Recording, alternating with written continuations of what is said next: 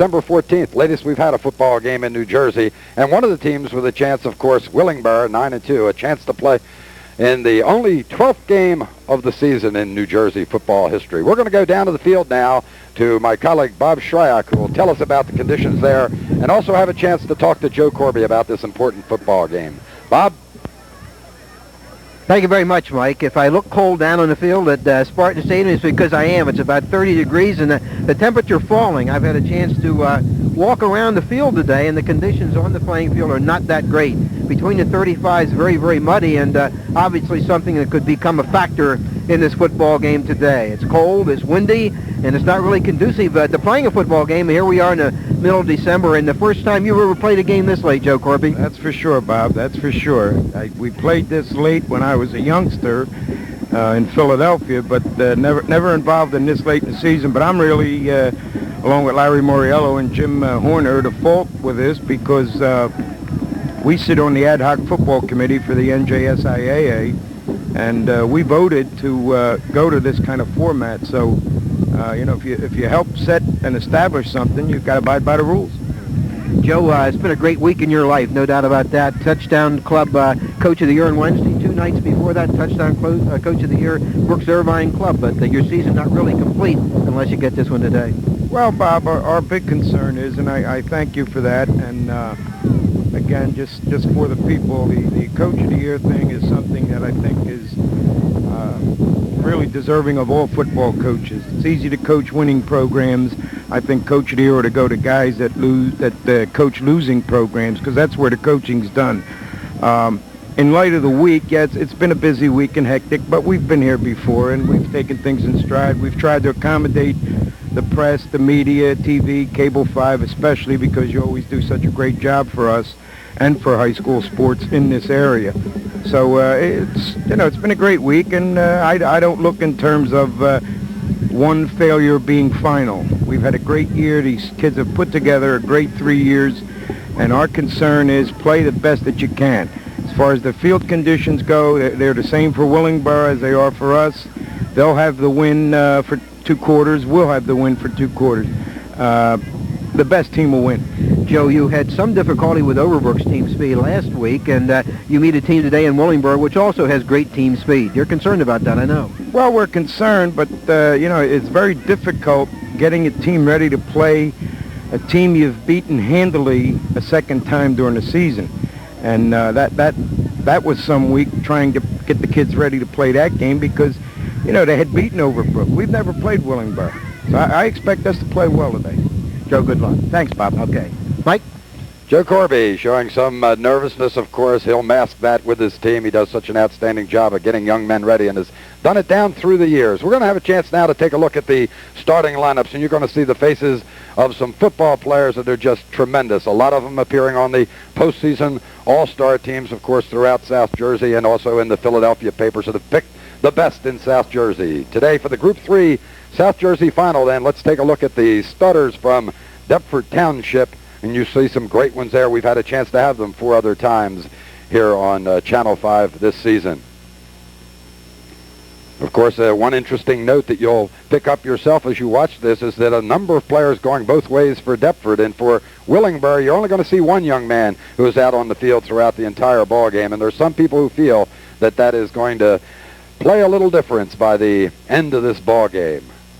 We'll take a look now at the Spartans and their starting lineup. At quarterback, Bobby Romer, and of course the great running back, defensive back, Zach Dumas. Glenn Coursey back now, and I'm going to see a lot of action at running back. The sophomore fullback, Lawrence Moore. Another outstanding running back, Billy Williams, had a great year. At split end, we'll have Jim Zakame. Playing tight end and defensive tackle, Mike Wagner. The offensive and defensive tackle, Ed Owens. At linebacker and offensive tackle, Scafidi. Just a great job this year. Mike Bonaventure starting at guard. Paul Gasparovic, another guard, also playing nose guard on defense. The center, Mike Blackiston. Kevin Benson, outstanding cornerback for Deptford. Jim Huggins playing at defensive end.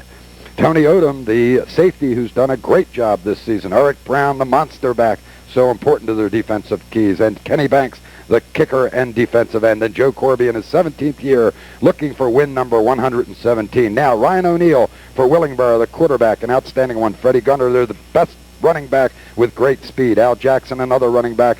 Starting at the slot back position, Marv Hargrove.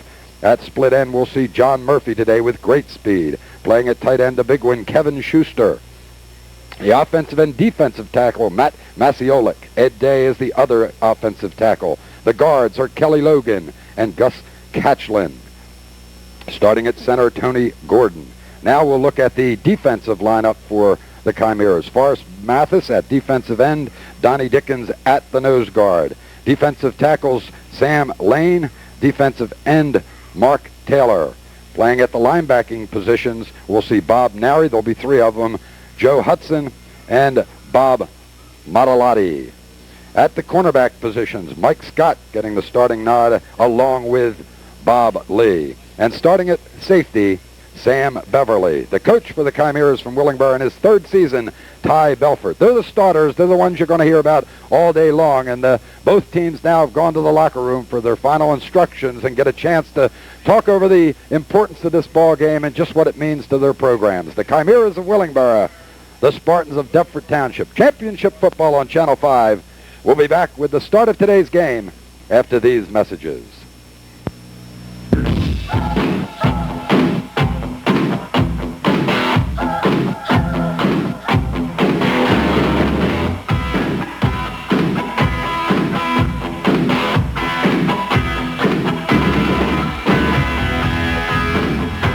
How are you? The NJSIAA Group 3 South Jersey Final. The Chimeras of Willingboro High School, the Spartans of Deptford High School. Hi again, everybody. Mike Linder with Bob Schrack. We're going to go to the center of the field now.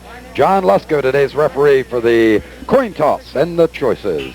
We have Mr. Hamilton, back judge, field judge. Mr. Barger, back judge. Mr. Harbridge is your head linesman. Mr. Bloxham is your umpire. On the chain crew, we have Mr. Getzinger, Mr. Smith, Mr. Gavin.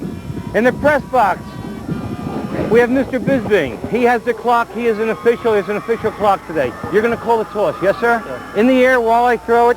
If I drop it, we'll do it again. We have a tail. Willingboro has won the toss. You may defer the choice to the second half, or you may take the choice the first half. You're going to take the choice now. You may defend, kick, or receive. You're going to receive. You will have a choice the second half. You must kick. Which goal would you like to defend? Okay, you'll stand there for me, please. You'll stand here for me, please.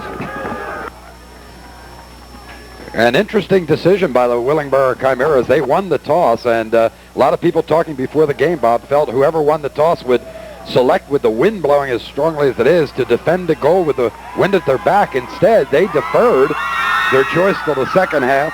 Well, I'm sorry, they chose to receive, which allows Deptford to get that wind advantage here in the first half, as you can see, with the wind blowing 15 to 25 miles an hour, and I think maybe a little stronger than that at certain points. And the big thing, not so much that temperature, but the wind chill factor today, really chilly down there in the field. So Deptford's going to kick off. They'll have the wind at their back in the opening quarter, and more importantly, we'll have the choice in the second half. Joe Corby and his staff assembling around the Spartans now, looking to become only the second team in Deptford history to go undefeated, to match that 11-0 team in 1978. A big day in Deptford Township, and of course the Chimeras coming in 9-2, winning those first 4 ball games, losing the next 2, and then the 5-game winning streak.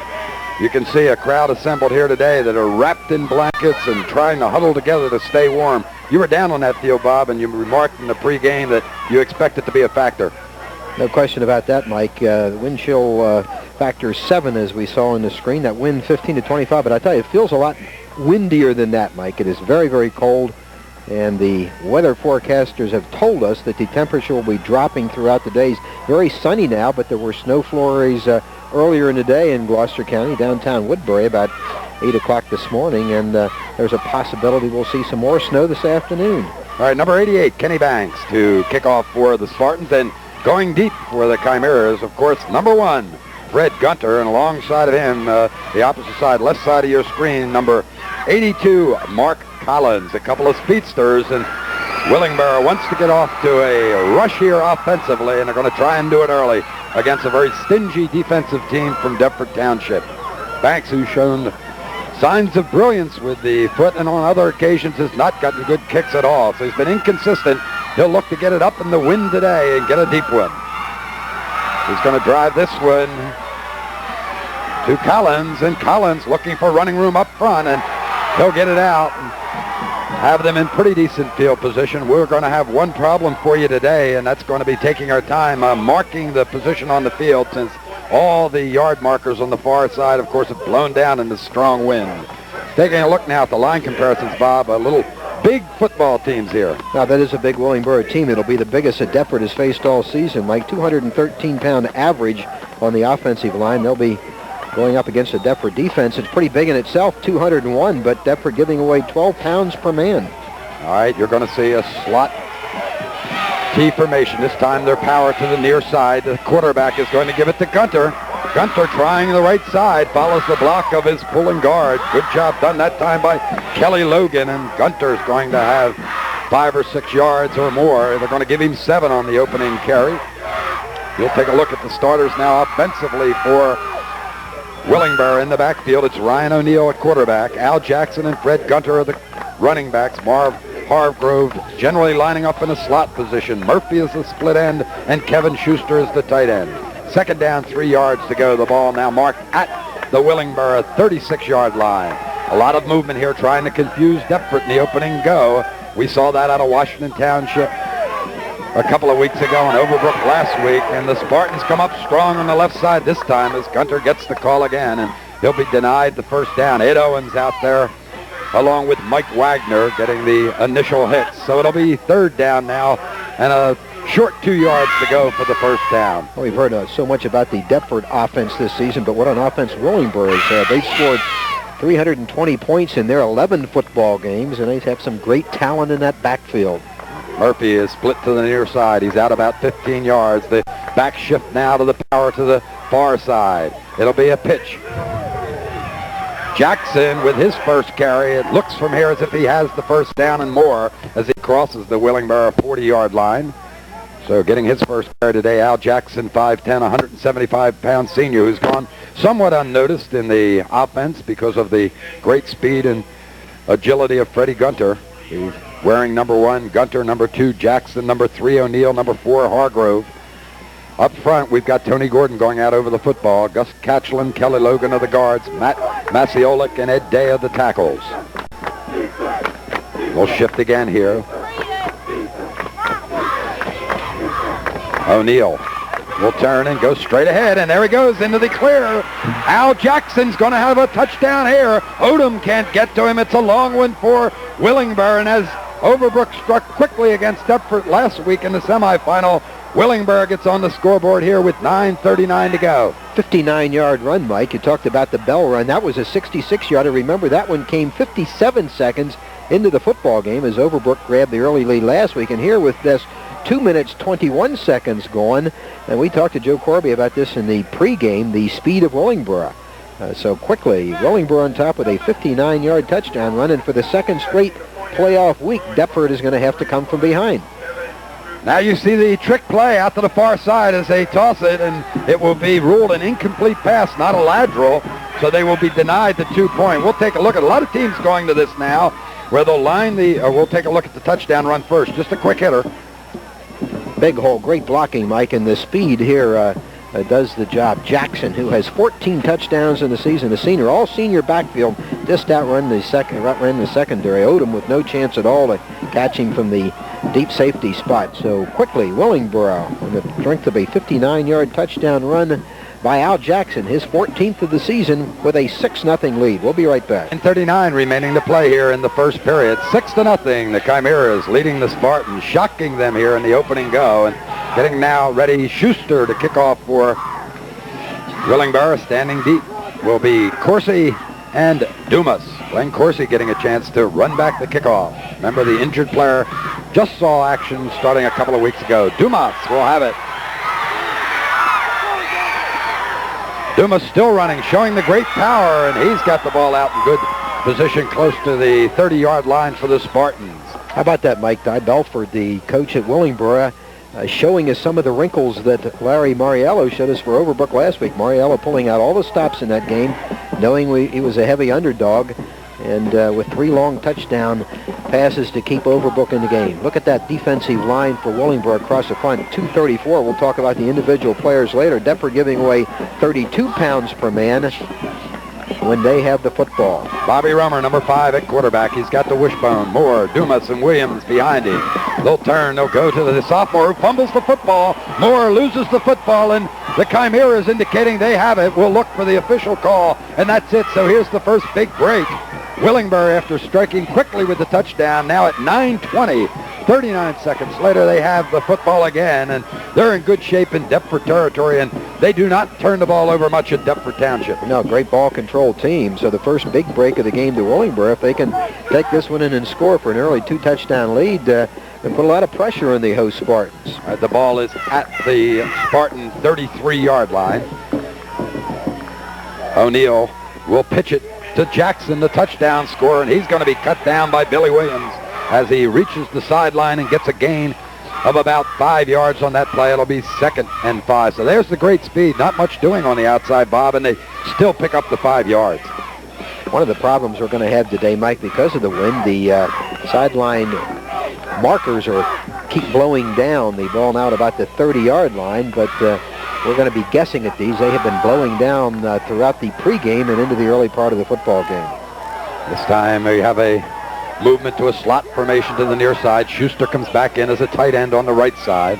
They'll turn, and on the counter play, give it to Gunter, and Gunter does not get too much as Mike Wagner, number 86, is there and isn't fooled on that play, and penalty flags are flying. We'll wait for the call from Johnny Lusko, the referee. And the preliminary signal is going to cost them. I need a captain from Deptford, please. I need a captain. We have illegal use of the hands. That's a 10-yard penalty. Look at me. It's not going to be that tough. 2nd down and about 6. Accept the penalty. We'll go back and replay the down. We'll go back. Okay. Lusko helping out the captains from Deptford that time, indicating, just take a look at me. It's not going to be that difficult. And obviously they're going to take the 10-yard penalty and move it back. So they've gone straight ahead with the pitch outs and the dives, and that time tried the counter action, but the Deptford defense was ready. Hands, offense, 2nd down. 2nd down now. Offense, it will be, 2nd down. See where the marker is. It will be at the 40-yard line now. They've got to get to the 29-yard line. Check it. I'm sorry. These markers are going to drive us crazy all day, Bob. They're going to have to get to the 34-yard line for the 1st down. With the slot in the far direction, in the air now, O'Neill, but he will not have a chance as we'll have a dead ball foul. Looked like some movement on the Willingboro side from our vantage point. Let's see what the call goes. Now it's Deptford that jumps. Looks like the right end for Deptford, I believe, Mike. So Willingboro will get 5 back. Willingboro has been a big play team all season long, Mike. Dead ball, defense. Now we'll see that movement on the right. He did not get back in time. The right end moved, so this will cost the Spartans 5. But Willingboro's put a lot of points on the board this season. There are only 2 losses, indications that they also give up a lot of points, losing 43-26 to number 1 rated Cherokee, number 1 at the time, and to Pemberton 36-14. Double split in with a slot formation to the far side, and it's going to be the draw play to Gunter. He gets the block from Jackson out in front, but he's going to be held around 6 yards shy of the 1st down. So good faking that time from Ryan O'Neill, the quarterback, as he had everybody split all over the place and tried to widen the defensive secondary and find a seam in the middle on the draw play. It will be 3rd down and 6 yards to go for the 1st down. He hit the ball beautiful. 9-2 record. You can see the Chimeras defeating Central Regional 48-0.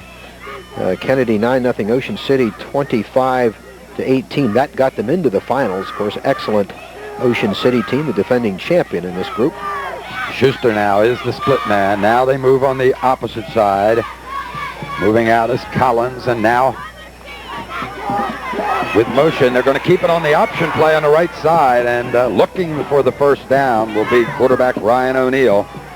Boy, it's really trying to confuse the Deptford defense, Bob, and that's what we saw Washington Township and Overbrook do last 2 times we were here at Spartan Stadium. A lot of movement right before the snap of the ball, trying to make that adjustment on the field, and both those teams had some success with it, and Willingboro having it here. Of course, O'Neill has had a great season passing the football, but he's also considered one of the top scramblers among the quarterbacks in South Jersey. Has 4.5 speed in the 40 for a quarterback. Added dimension in that great backfield. Hargrove and Murphy now slotted to the near side, but they're going to go in the opposite direction with Gunter. He is dragged down and thrown down, but he's still going to get 3 or 4 yards on the right side. They're coming down close to the 20-yard line. Let's see exactly where they mark it. We'll call it the 20-yard line. Kind of a critical early part of the game here, Mike, for Deptford High. Deptford, of course, has not had to be a catch-up football team much this season. They've beaten most of their opponents so handily. They did come from behind to defeat Overbrook, but they were down to 6-0 in that one. And here's a situation that they get behind by 2 touchdowns to Willingboro. That would be the first time all season they would face that kind of a come-from-behind situation. As that movement again right before the snap, and this time O'Neill has lots of blockers in front of him, but he loses the football after the whistle blows. Ed Owens is there, number 72, along with Benson and Odom, who come up quickly, and he will be about 3 yards shy of the first down. And this has been a very time-consuming drive, although a short one for Willingboro, Mike, because there's only 5:35 to play in the first period. Willingboro with a touchdown in that first possession after getting the fumble back when Deptford ran just 2 plays. They've had it ever since. Here's the replay with O'Neill rolling to his left, 3 blockers in front of him, but a good job by Deptford that time of breaking down what could have been an even longer gain. However, O'Neill does get it down to a 3rd and 2 situation. At the 15-yard line, O'Neill will go to Gunter. Big hole on the right side. There's that speed. He'll get into the end zone. So a 15-yard touchdown run by Fred Gunter, the 5'8", 180-pound senior. And you could see that from the opening get-go. When that ball was snapped, that hole opened up, and Jackson going in front of him didn't even have to throw a block. I don't know if you could have scored in that one, Mike, but you'd have had a big gain on it. That was a tremendous hole for Gunter. What a job of blocking that big Willingboro offensive line led by Matt Masiolik, the 280-pounder. So quickly, a 12-0 lead for Willingboro, and the Deptford fans are shocked. Schuster will attempt the extra point. Bad snap, bad hold, and he still gets it over by around 12 inches, just sneaking through the uprights, so they'll get the points with 5:05 remaining to play in the opening period. Willingboro out 13-0. Look at this hole on the right side. Oh, that is a beautiful hole for him to run through. Fred Gunter with his 15th touchdown of the season. So Jackson and Gunter are both scored early. Willingboro leading 13-0, 5:05 to go first period. Kevin Schuster preparing to kick off here. We're still in the first quarter in Willingboro. Surprise to many, perhaps. Probably not the people from up in Burlington County. And our friends, of course, at our sister cable system, Willingboro. Seen this team do great things all year long, and Kevin Schuster now going to kick to either Dumas on the right of your screen or Corsi to the left of your screen. Corsi wearing 46, Dumas 22. One of the interesting things, Mike, is Willingboro leads 13-0, and Deptford has only run 2 plays, a gainer by Dumas and a fumble that Moore lost that led to the second Willingboro score.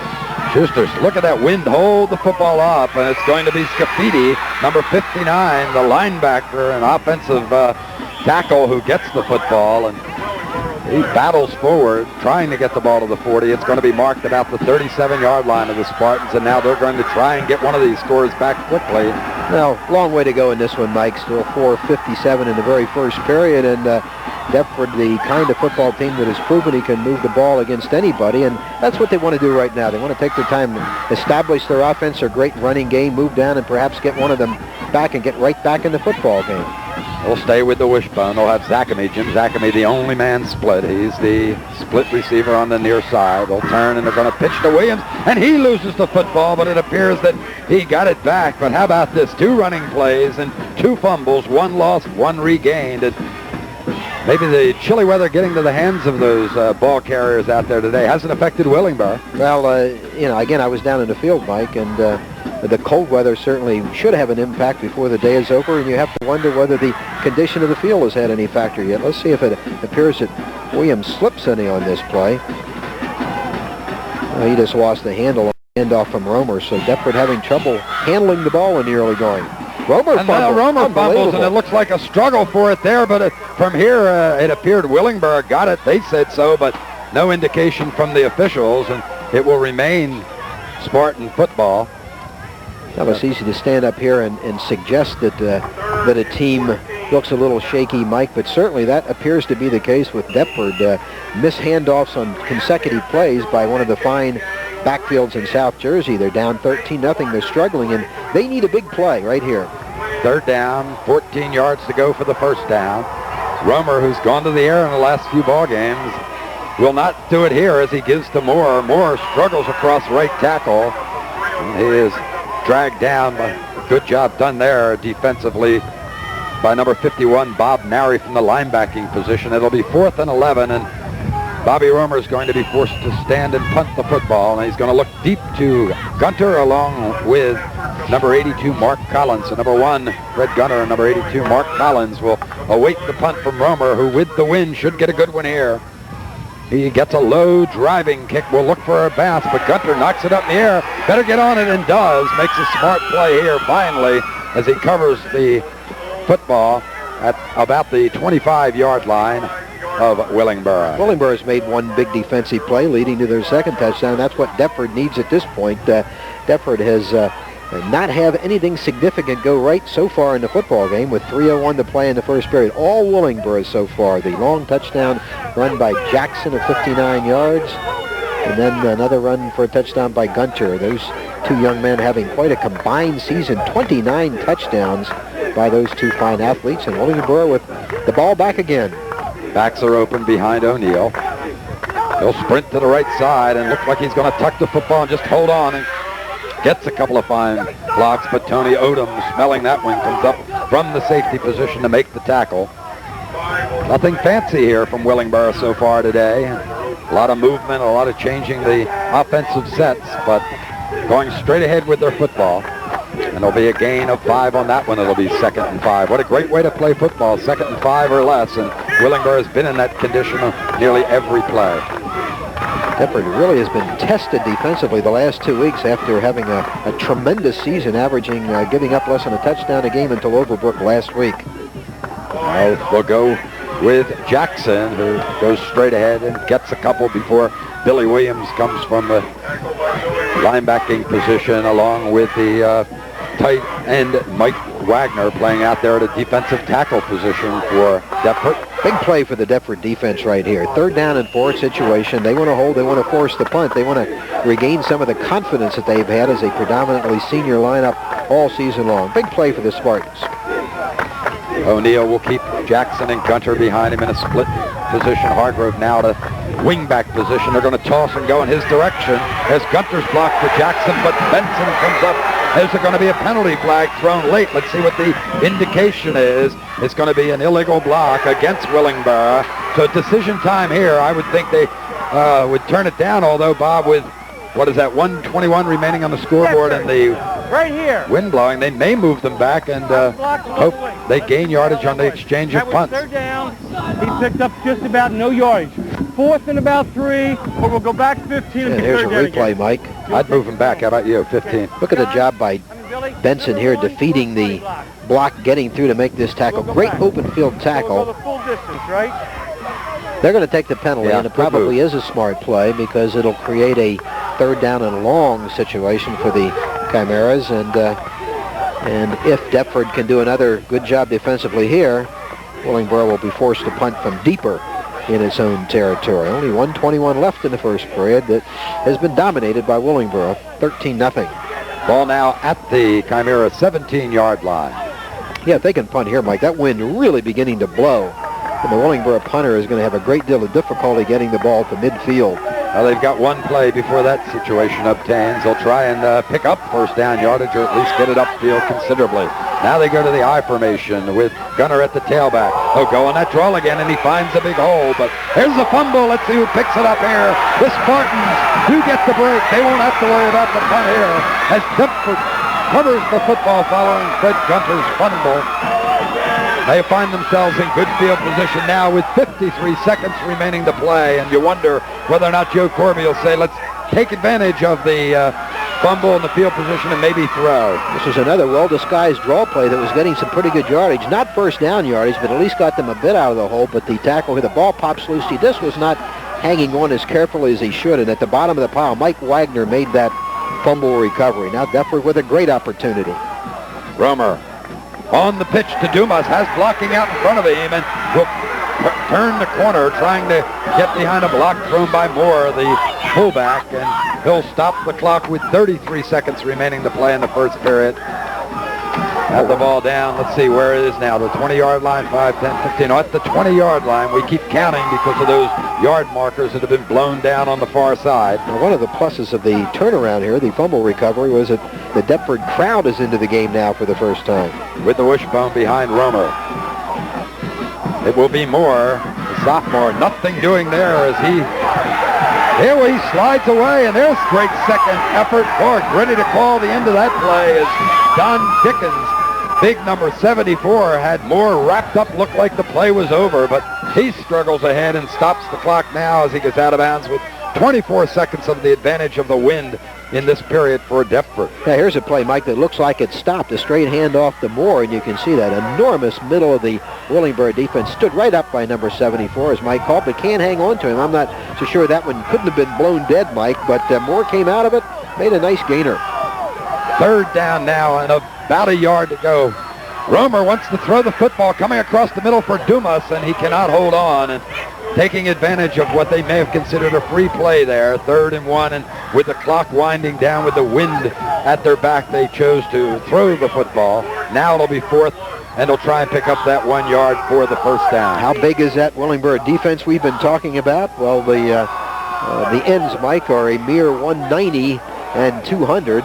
However, in the middle, Masiolik is 280, Dickens, the nose guard, is 240, and Sam Lane, the other tackle, 260. The fans sense that this is a big play early. It'll be Dumas, and he struggles forward and just has the first down, apparently. And we'll stop the clock to move the chains here, and the clock is now marked at 15 seconds to go, and Ledbetter, number 6, carries the play in from Joe Corby on the sideline, and Chris Ledbetter will now slot to the far side, and they'll keep everybody else in tight. Wagner's the tight end on the right side. Second man through again, and boy, they are having difficulty making the holes up front in the interior as Dumas has to struggle just to get a couple of yards. Romer trying to call a timeout, Mike. I don't think he got it. He wanted one more play with the win, but time expires before he can get it. And at the end of one period, NJSIAA Group 3 championship game from Deptford High, Willingboro, surprisingly, 13-0 over Deptford. We'll be back. Second quarter action starting now at Spartan Stadium in Deptford Township between Willingboro and Deptford. Mike Linder along with Bob Schreck for Store Communications. Deptford now threatening, trying to get one of the 2 touchdowns back. All now marked just outside the 10-yard line. It'll be second down. There's the pitch to Williams. Williams has the block from Dumas on the outside, but what a recovery from the defensive back that time. Coming up from the secondary, Bob Lee, the cornerback, and just fought off that block of Dumas. Looked like Williams was going to be able to scoot on in, Bob, but that is called good defensive play. Well, they really did close it down. A good block, too, from Mike Noble to help out on that play. Zakame, number 18, brings the play in now. He splits to the far side. It'll be third down, about 4 yards to go. It'll be a full house backfield from the Spartans now.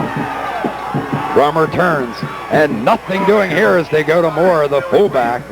They just come up quickly and stop that one. The tackle made that time by Bob Mahalati, the linebacker, one of the 3. Hudson, Mahalati, and Nary have really come up strong. And Bob, that's a result of those big linemen keeping the offensive line occupied. They don't get a chance to get into the linebackers. Now, they're big, but they're also agile. All right, fourth big down. Play, Mike. Big play for Deptford. Still 4 yards to go here, and there'll be a timeout momentarily at least called. And Deptford says, we're going to talk about it, and Joe Corby wastes no time getting out there. He recognized the importance of this play early on in this ball game. 10:56 remaining to play in the first half with Willingboro up 13-0 over Deptford. Well, we talked about the Willingboro speed, and they've certainly shown that so far with the long touchdown run by Jackson of 59 yards, and Gunter's work, and also the option running of the quarterback Ryan O'Neill. But how about this Willingboro defense? We have not heard a whole lot about them. Remember, in their 2 losses to undefeated Cherokee and to Pemberton, they gave up a total of 79 points in those 2 games. Any team that gives up that many points, you would think would be very vulnerable to an offense with as many guns as Deptford has. But what Willingboro has been able to do in the latter stages of the season is really get its defensive act together. Mike has been calling the names of those big defensive linemen so far. They've been plugging the holes. They've been holding Deptford to short yardage situations, and the Willingboro defense, I think, deserves a lot more credit than it's gotten. Here's a replay of the Williams run to the outside. Fourth down coming up as they get back to live action.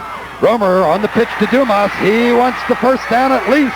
He turns the corner and appears to get that, and is going to be out of bounds. Wait and see if he got into the end zone. Depends on which way the marker went generally, and there will be no touchdown signal, but they do get the first down, and you got to credit Therese Johnson, number 29, on the corner, the man that was split, who just held his block for what seemed like 5 or 6 seconds to free up Dumas. And a great run by Dumas, who is the money player for Deptford. They have a lot of money players, but he's one of them. Touchdown Club back of the week this week. He's made all of the All-Star teams, including All-State. Just a tremendous veteran player, Zach Dumas. First and goal from about 2 feet out from the end zone. Romer will try and sneak it in himself, and he's into the end zone.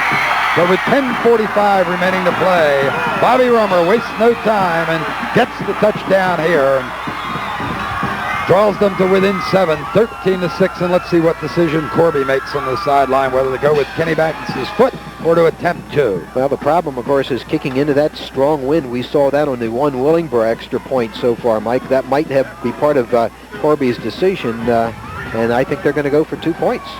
Now, a lot of talk here between Moore, Dumas, and Romer. They do line up for the 2 points. They'll turn, fake, and option to Williams. Williams was not going to get it. Another outstanding defensive play made by Mahalati and Lee, who came up and just stripped the blockers and took Williams down. Well, that is a great, great play. And we're going to have a replay now, Mike, of the touchdown run. Romer will keep this one. He's got 8 touchdowns now in the season. Just piles over the block right ahead of him. The middle of the Deptford line doing the job again. So Deptford capitalizes on a fumble recovery by Mike Wagner, turns it into a touchdown, 13-6. Collins on the left side, Billy Gunner on the right side. Await the kick from Kenny Banks of Deptford, 13-6. 10:45 left to play in the first half. The Chimeras in the lead. Banks now puts the football down on the side because of that wind. He's going to try and get it to shimmy and shake as it comes downfield, and they'll take a look at it, and it is not going to get out of bounds, so it turns into a pretty decent kick for Deptford as they'll have the ball down around the 25-yard line of Willingboro. Smart play that time by Mike Scott and the receiving team for Willingboro, Mike. Rather than try to pick up this squibbing ball and run with it, he fell right on top of it. That's an intelligent play.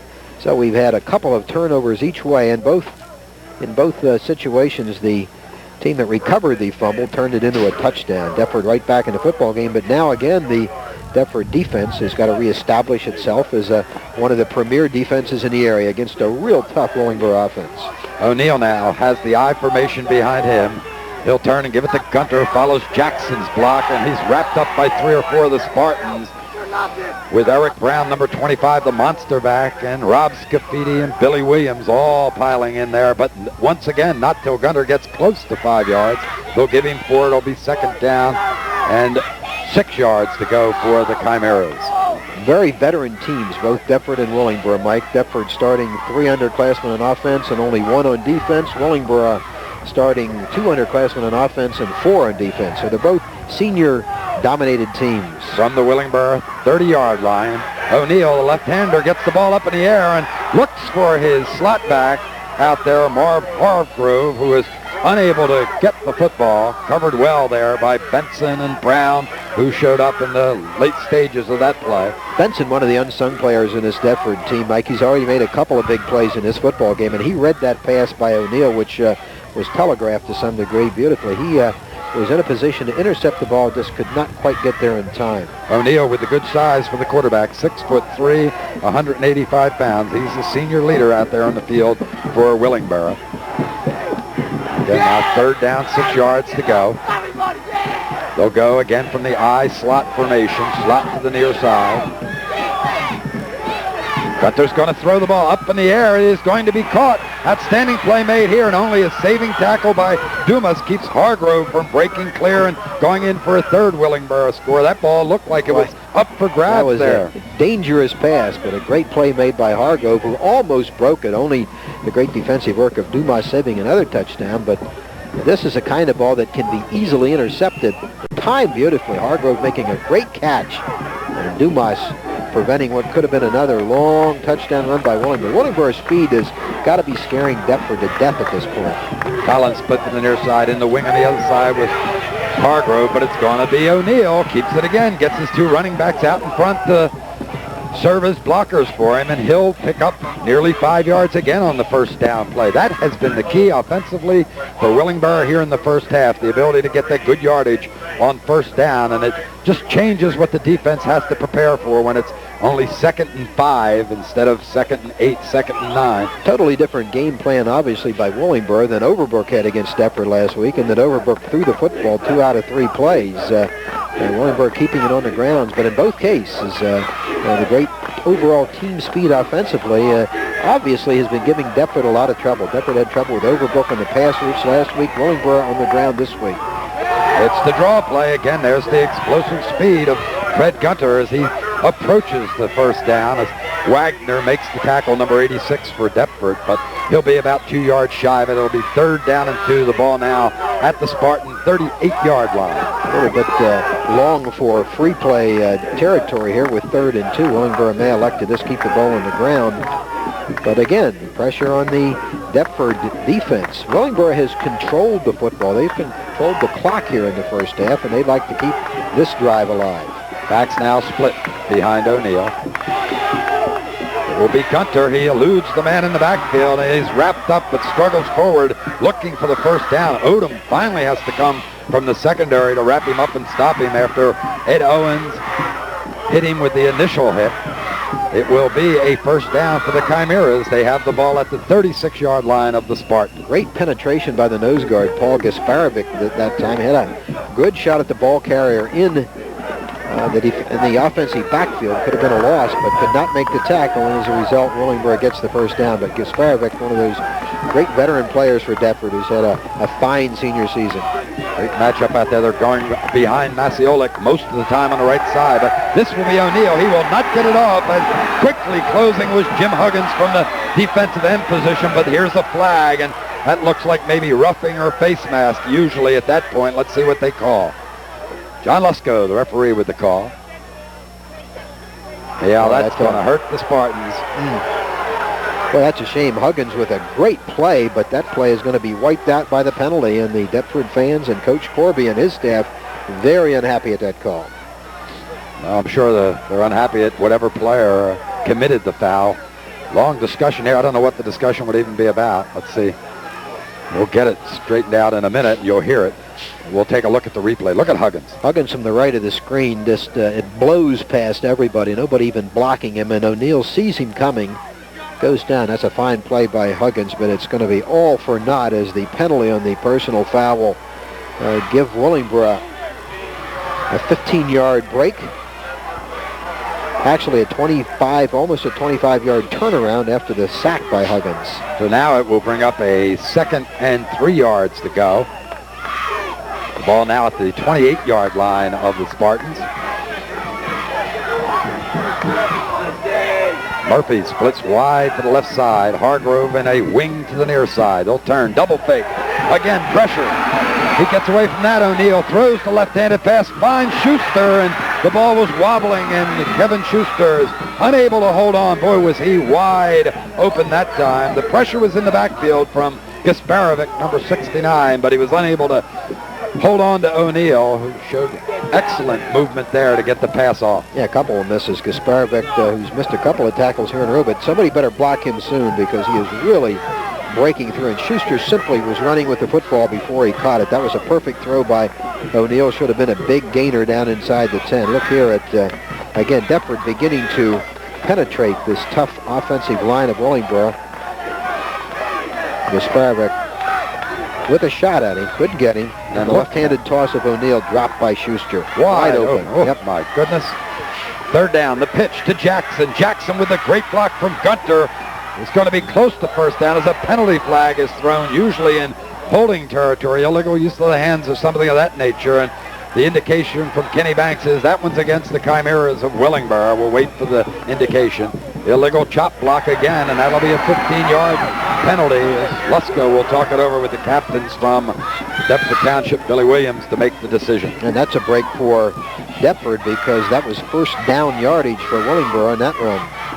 Freddie Gunter, known for his running ability, that time was out in front through a crushing block for Al Jackson to get the first down, but all for naught as they'll bring the football back now, and they'll mark it at the 42-yard line of Deptford. Be a third down, about 19 to go for the first down. 7:07 to play in the first half. 13-6 Willingboro. And Mike, the possession time, which we do not officially have, is one-sided in Willingboro's favor. They have had the football for most of the first half. Hargrove now way out to the left side. Murphy to the right side.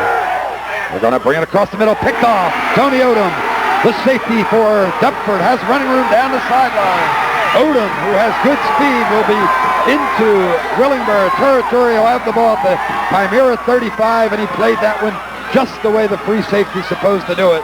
Lag back, read the eyes and arm of the quarterback, and then come on up and make the move at the right time, and he did it. It will be another Willingboro turnover. The Spartans have the football, 1st and 10 at the Willingboro 35-yard line. 6:45 to play in the half. You don't hear nearly as much about Tony Odom as you do about Zach Dumas in the defensive backfield for Deptford. And, of course, Dumas with 24 interceptions in his career, including 10 this season. But young Mr. Odom has had himself a fine career, too. No big interception in that one. Rummer on the crossbuck to Dumas as Zach is stacked up near the line of scrimmage. Once again, number 74 comes in and makes that stop there. Don Dickens, the nose guard, and boy, he is a big one, and they have been having great trouble blocking him. There'll be a gain, let's call it, of a yard on the play. It'll be 2nd and 9. That is an NFL-sized interior defensively for Willingboro, and they have done a job so far against Deptford. Deptford, of course, on several occasions has had 100-yard gains from Williams, Dumas, and Moore in the same day. Romer. There's a penalty flag thrown down in the middle as Moore ran the football ahead for about 4 yards, but this was thrown in the direction of Deptford. It will be a holding penalty, and it's going to cost them yardage. It's a big play. Hands on the offense. That's a 10-yard penalty. It will be 3rd and 9, or 2nd. We'll go back 2nd and about 19. You're going to go back. Okay, I'm going to take the penalty. It's a big play Deptford offense and has been all season long, but not too many big plays so far today. This penalty is going to hurt the Spartans and put Romer in a situation where he may have to throw the football. And, of course, he hasn't done that very often this season, but it seems like virtually every time he does it, something good happens. 12 touchdown passes among only 35 completions on the season. He'll take his split man, number 23, Mike Noble, put him to the far side. He'll have Dumas and a wingback to the near side. They'll pitch to Moore. Williams out there for a block. Moore gets inside that one, beats a couple of defenders, and finally is driven out of bounds, but not until Moore has excellent yardage. The pass finally made by Joe Hudson to come all the way from the middle linebacker spot to get there as Sam Beverly, the safety, number 5, was holding Moore up, but it will be a Deptford first down.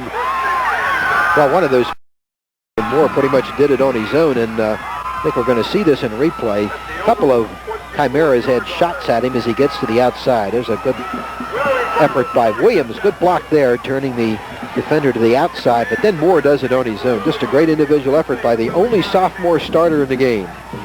Rummer now looking to throw the football, gets it up in the air, looking for Williams, but it's behind him and picked off. Interception by Bob Lee.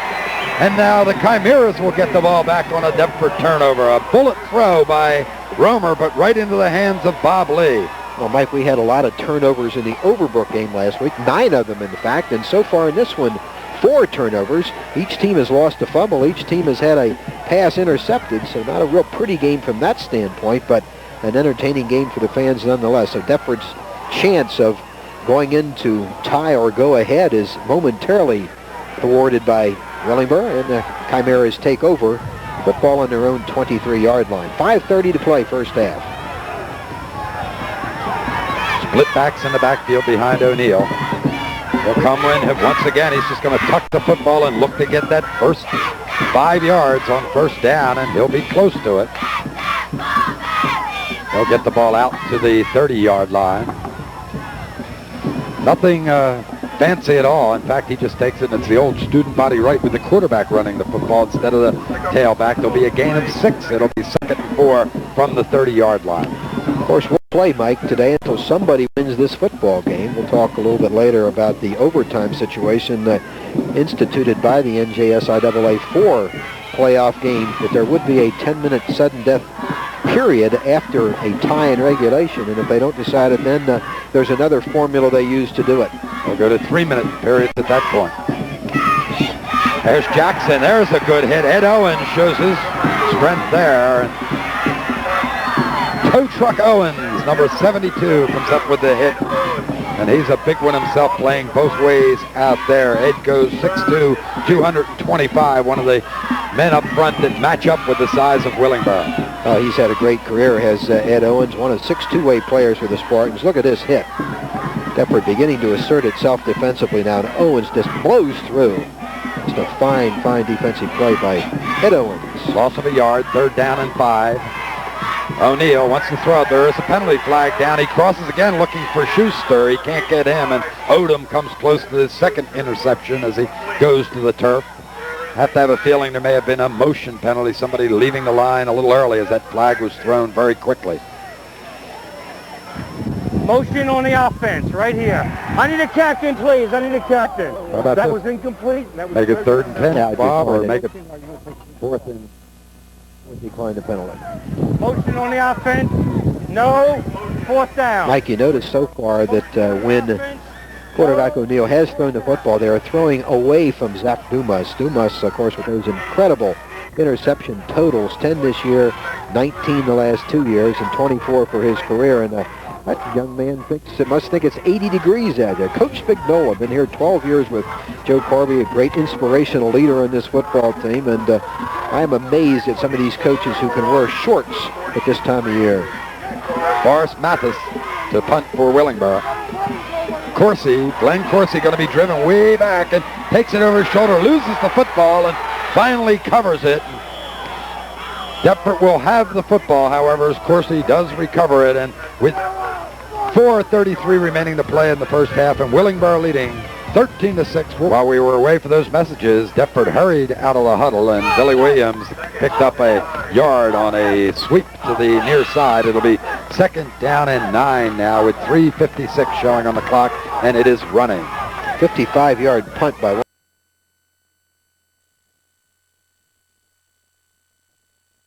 incidentally, Mike.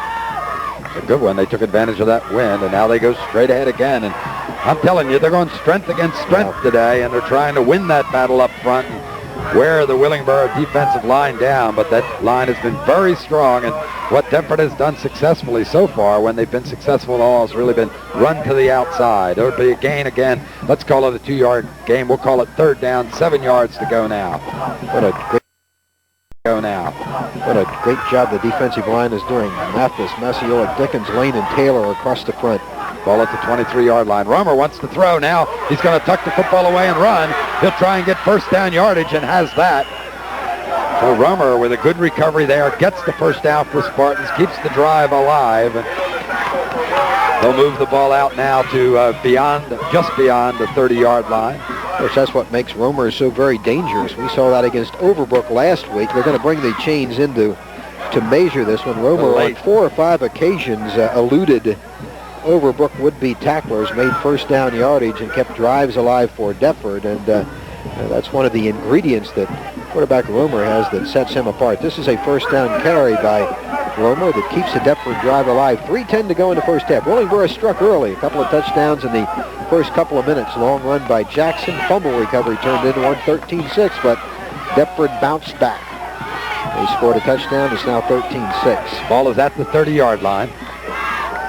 On the option, it'll be Williams, but he's going to be cut down defensively once again. Look who's making the play, number 21, Bob Lee. Boy, it's Lee been all over the place. Got that interception, has made a couple of fine tackles. 6 foot, 180-pound junior playing on the corner there, and they're reading these plays beautifully.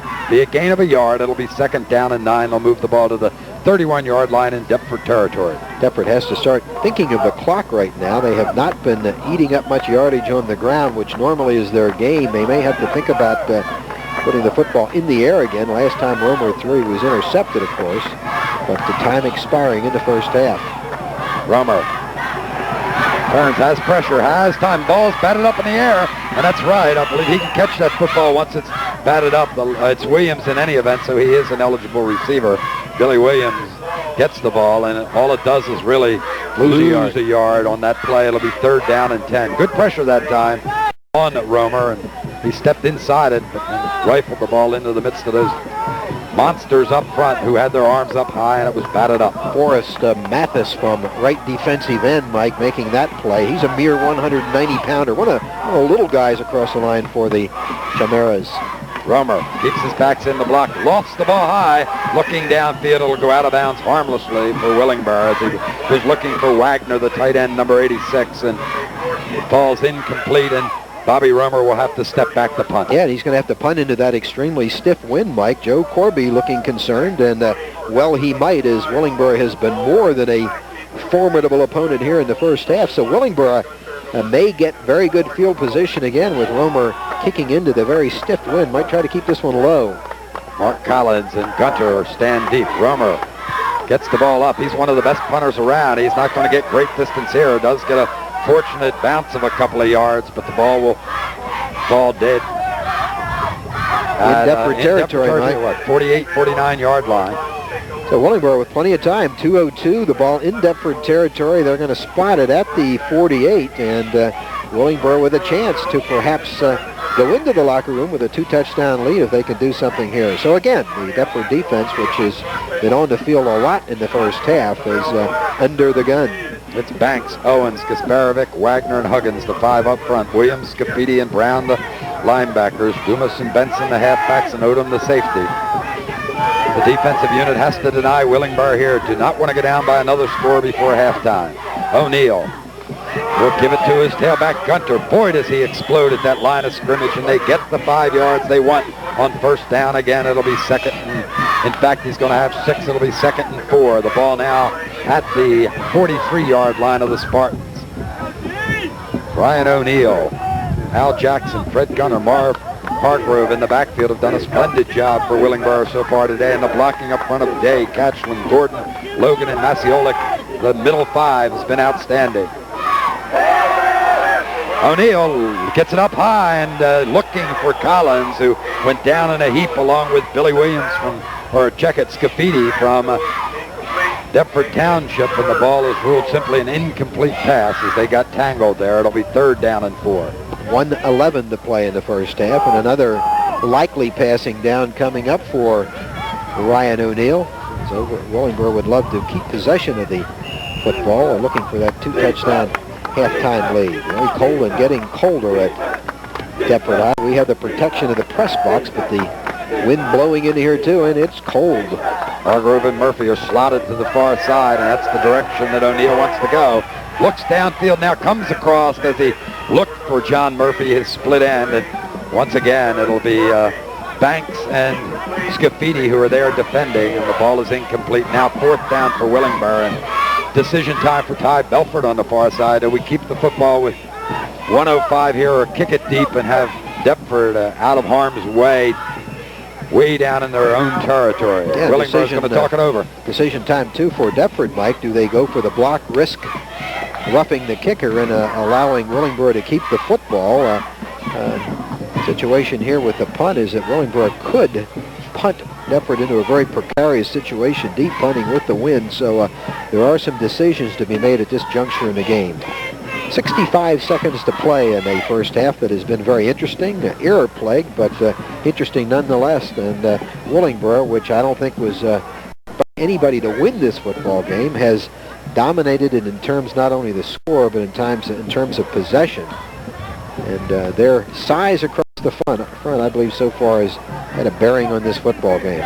They have blunted the Deptford running game. This Sports Week with John Mondelli, rapidly becoming one of the most popular shows on Channel 5. Your opportunity to find the highlights, scores, and the play of the week in high school and college basketball and wrestling now, as those seasons are on top of us. Sunday at 7, Monday at 7:30 right here on Channel 5. Sports Week with John Mondelli. He's had some of the local experts on his preview shows. John Vogeting on wrestling, Mike Scully on basketball coming up on Mondelli's show this month. Willingboro to go for it. 4th and 4. Going to be the quarterback. O'Neill holds it and has the first down.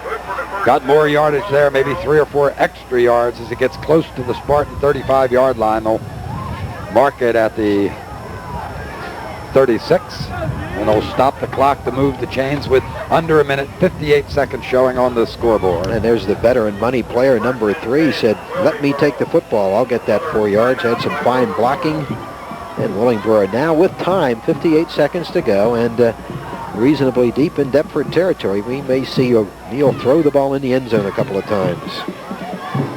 Well, for those of you who have been to Spartan Stadium throughout the years, you've always been entertained by the Deptford Township Marching Band, and they have a big, are you ready for this, Bob, how long it's been? They're coming up with their 25th reunion. They're having a big reunion February 14th at Orletto's. 7 o'clock beginning of festivities, and $18 a ticket. You can get them, those of you watching us on Channel 5 and have had a background with the Deptford Marching Band, from James Jameson. Just get in touch with him at Deptford High School. They have had one of the great bands down through the years, Mike. I remember back in the 60s when I first came into the area and into the early 70s when I was still covering football, but their band was one of the premier bands in all of South Jersey, won a lot of competitions, and always an exciting band to watch. A big night, February 14th. 1st and 10 now, Willingboro having used the timeout to stop the clock with the 58 seconds on it. From the 36-yard line of Deptford, away from the double fake, O'Neill looking down, wants to loft it into the end zone. The man is there, and he has it. Let's see if he's inbounds. It will be a touchdown. John Murphy, no way he should escape, Bob, to the degree that he did on that kind of situation. The defensive backs were simply beaten. Odom and Benson and Dumas were all 5 yards behind John Murphy, and Willingboro scores with 49 seconds remaining to play here in the first half. It's 19-6. Well, if we haven't been shocked so far, we certainly are more than shocked right now, as Willingboro has taken that 2-touchdown lead. And 19-6, yeah. Well, Ryan had all kind of time, number 1. Tremendous blocking. Had a time to pick out his receiver, and he made a great sort of an off-balance throw, and Murphy defeated the secondary handily. And Mike, he did a good job keeping his feet in bounds because it was very, very close at the end of the end zone. I don't know whether we have that one on replay or not. They called the timeout here, and they're going to talk it over. Corby really not happy at all. Look at the time that O'Neill has. Yeah, that made the play as the great blocking that enabled him to set up for this pass. But see him throw that a little, almost flat-footed. He threw the ball. He beat them all. Great concentration, and that was close. The official in the end zone had to take his time to make sure that the feet were in bound. Great effort of concentration that time by John Murphy, senior wide receiver. Willingboro with a 19-6 lead, and Deptford is stunned, no question about that. Not a happy Spartan bench as you're taking a look now at Brian Tull, one of the reserves, and he really mirrors the frustration the Spartans have to be feeling after giving up that strike for that touchdown. And now Willingboro will come out and spread men all over the field as they look for the 2-point conversion. And it's a big conversion, Mike. We'll try and get it with Jackson. He'll be denied as Eric Brown comes from the linebacking spot, the monster man, and turns them away. The score will remain 19-6 following the touchdown pass from O'Neill to Murphy.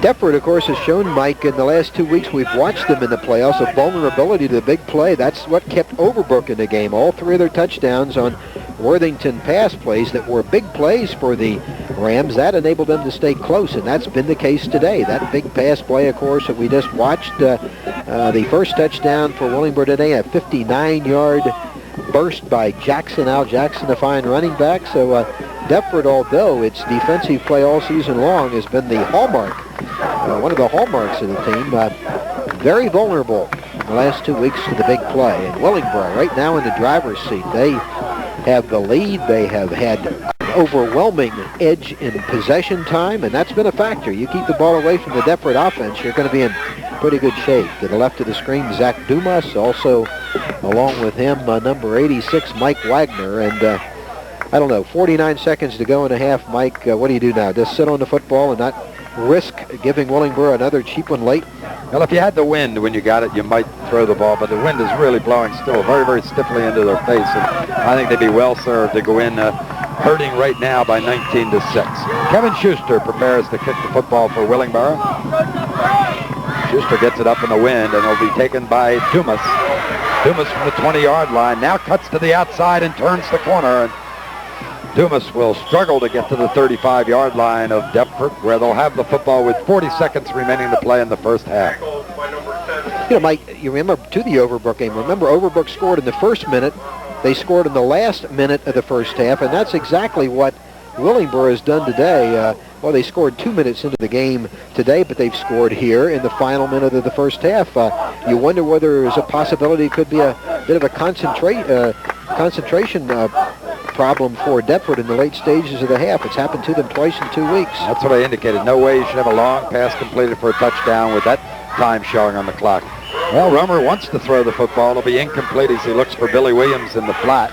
Williams covered well there, would not have gotten anything as he was going to the ground, but Bob Mahalati was there. Spartans with a great season, Bob, starting with that opening game victory over Pensacola. Yeah, nobody's been close to them. Pensacola, of course, came on to be one of the fine teams in the area, but we watched them easily to handle them. Camden Catholic, Eastern, Triton, Bishop Eustace, and really the only team that gave him any trouble, as you can see, was Woodrow Wilson, 21-14, the only really close game. Well, 2nd down and 10 now. Romer with time. Now he loses time as he's wrapped up and thrown to the ground by the Chimera defense. The clock continues to run now as we approach the 10-second mark, and Deptford says, we're going to take another timeout, and we're going to take a shot with another play. 11 seconds to go in the half. They're down 19-6.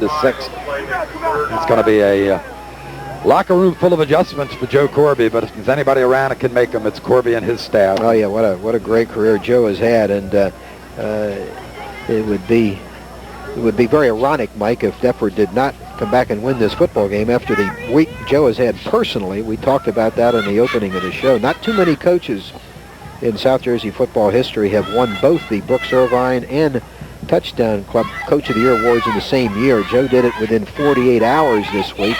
Just a glorious week for Joe and his family. But today, so far, Willingboro has tarnished that a little bit with a dominating performance. And I tell you, Corby and his staff are going to have some work to do at halftime. No question about that.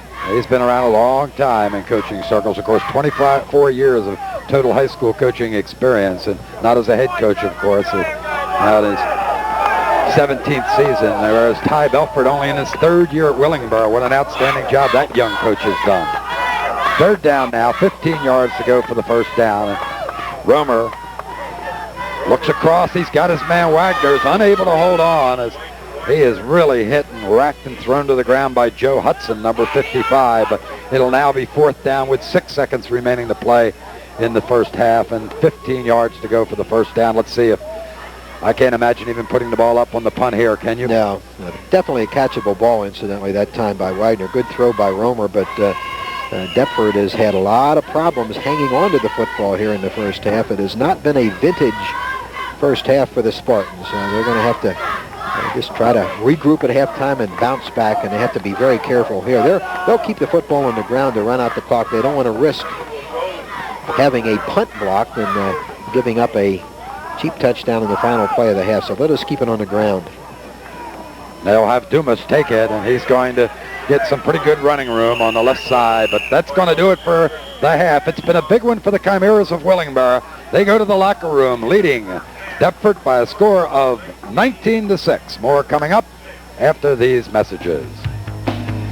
Stir to kick off for the Chimeras. Gets the ball up and fairly deep. Scafidi has it, turns, tosses it to Zach Dumas. Now the wall in front of Dumas. He can't get there, and he just struggles to get where he can and reaches the 27-yard line where the Spartans will start action here in the second half. One of the strengths of the Willingboro team, we'll talk about that in just a moment, the specialty teams play. Here are the halftime stats. 6-4 in first downs for Willingboro. That's not too one-sided, but look at the next three statistics. 153-59 in rushing, 59 to -1. Only -1 yards for Deptford in passing and total yards. That tells the story. 212 to 58. Each team with a fumble loss, each team with an interception loss. Domination by Willingboro, offensively and defensively in the first half. Romer now starts the action here with the option. Turns, keeps it inside, and it's an outstanding gain for the senior quarterback. He gets the first down and more. Bobby Romer does the job for Deptford here to get them started. And they have had not much success at all in the interior of the line. Anything they've been getting has been to the outside. And this time, as Willingboro goes to stop the pitch, Romer reads it perfectly and gets the first down and takes the ball to the Spartan 43-yard line. Mike Noble now in the ball game and split to the near side. They take Glenn Coursey as a wingback way out to the far side, but they'll turn and give it to Billy Williams. He's got running room, has a good block from Coursey, and it's another Deptford first down. That's what they need from Williams, Mike. In the first half, that young man has had such a great career. Williams with only 4 net rushing yards in the first half. Dumas with only 22, Moore, the sophomore, with 29, Romer with only 4. So that's Deptford's bread and butter attack. The rushing game, they did not have it in the first half. Evidence on 2 running plays by Romer and Williams to start the second half. They might have regained their running game. They'll try and go with Williams, but it's going to be a dead ball foul. There was movement before the snap of the football, and we'll see which side jumped, which side violated the neutral zone. John Lusko, the referee. Offense. The illegal procedure is against the Johnny offense. Will go back 5. That will cost them the 5. They'll momentarily stutter a little bit here as the balls move back to the 46-yard line. Right here, 1. Yeah, they don't like to do that. A little momentum killer there. 2 great running plays back-to-back by Williams and Romer, but the penalty makes it 1st and 15. Deptford, long way to go, and they know it. They have the offense that you need in a situation like this to get back in the football game, but down 19-6. Romer now with a 1st and 15. He'll turn, wants to run the option again. He's going to be dragged down. Defensive penetration made that time, and a tackle done by Mark Taylor, 6'1", 200-pound senior. Looks a lot bigger than that.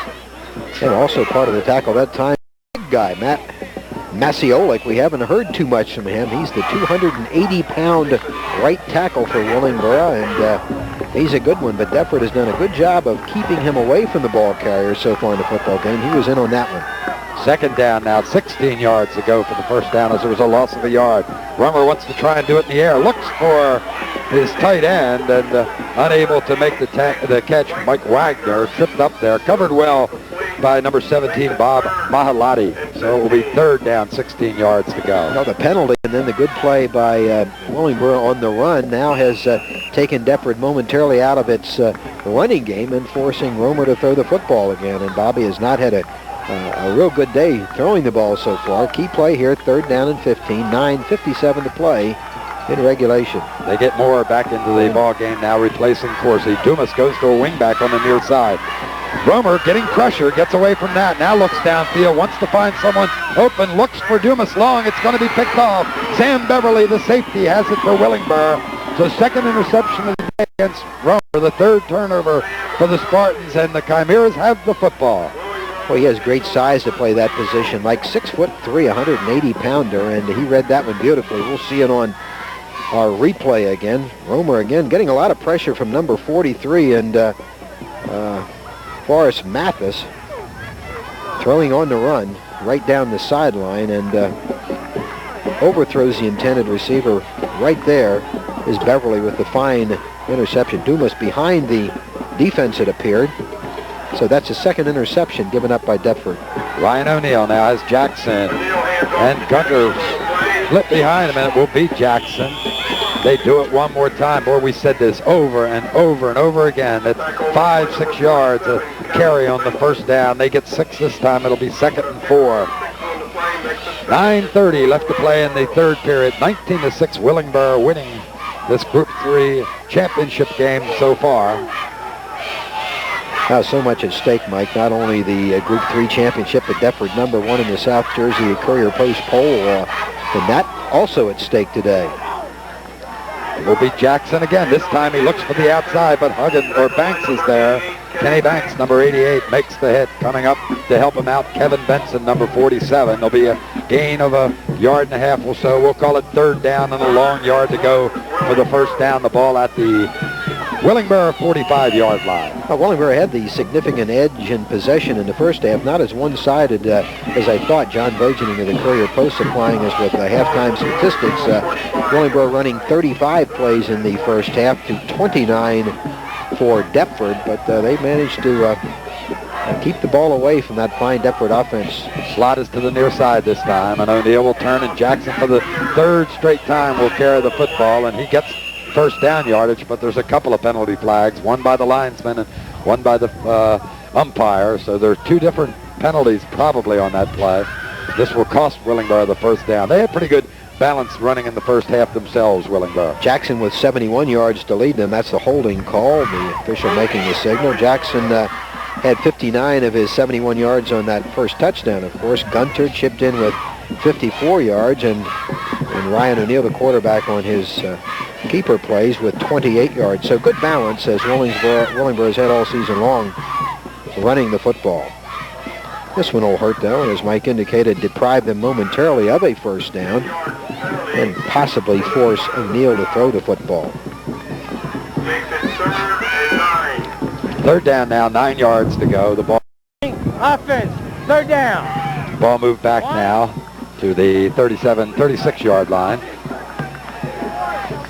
We'll see if they again throw away from Zach Dumas, who is the defensive back nearest us on the left side.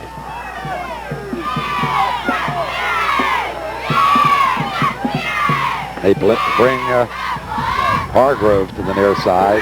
He's not looking in that direction, though. O'Neill again gets the ball way up in the air, and Benson is there to knock it out of the hands of John Murphy, who had gone down around 15 yards and just hooked and stood there waiting for the pass to be delivered. So it will be fourth down. Deptford, after turning the ball over, stiffens here and forces the punt. Pretty good hurry by Ed Owens, the fine two-way player for Deptford that time. Willingboro forced to punt. Of course, they have the wind in this period. Deptford will have the wind advantage in the final period, but kind of ironically, of the 4 touchdowns in the football game so far, 3 have been scored into that very strong headwind.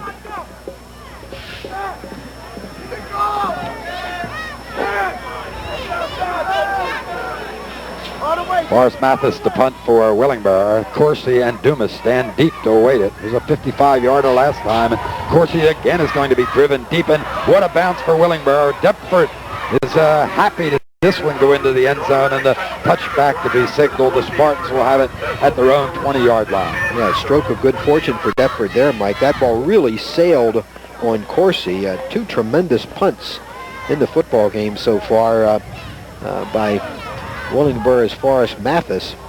63-yarder that time as the ball goes into the end zone, will come out to the 20. So he has averaged on his last 2 punts 59 yards. NFL statistics and then some. That's what that wind can do in this football game.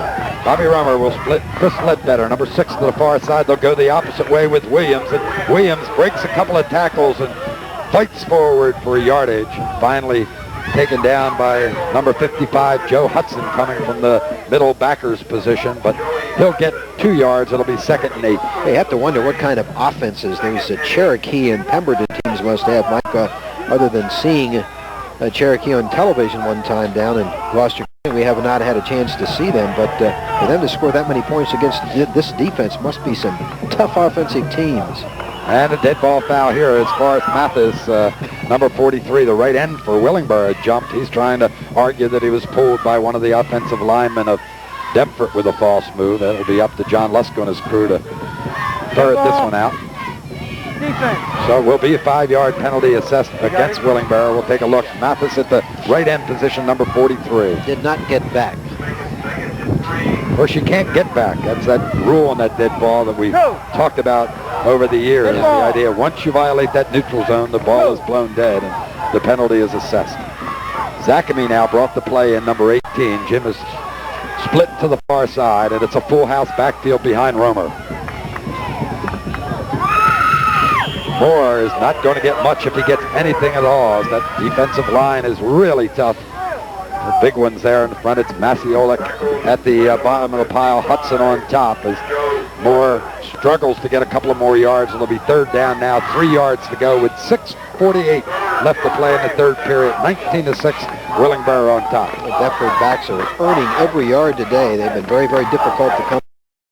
Critical third down call for Romer. They pitch it quickly to Dumas. He is not going to get it that way, and he tries to go the other way, but the defender, number 21, once more, Bobby Lee, coming from that cornerback position. He has been a tower of strength for Willingboro all day long in the defensive backfield.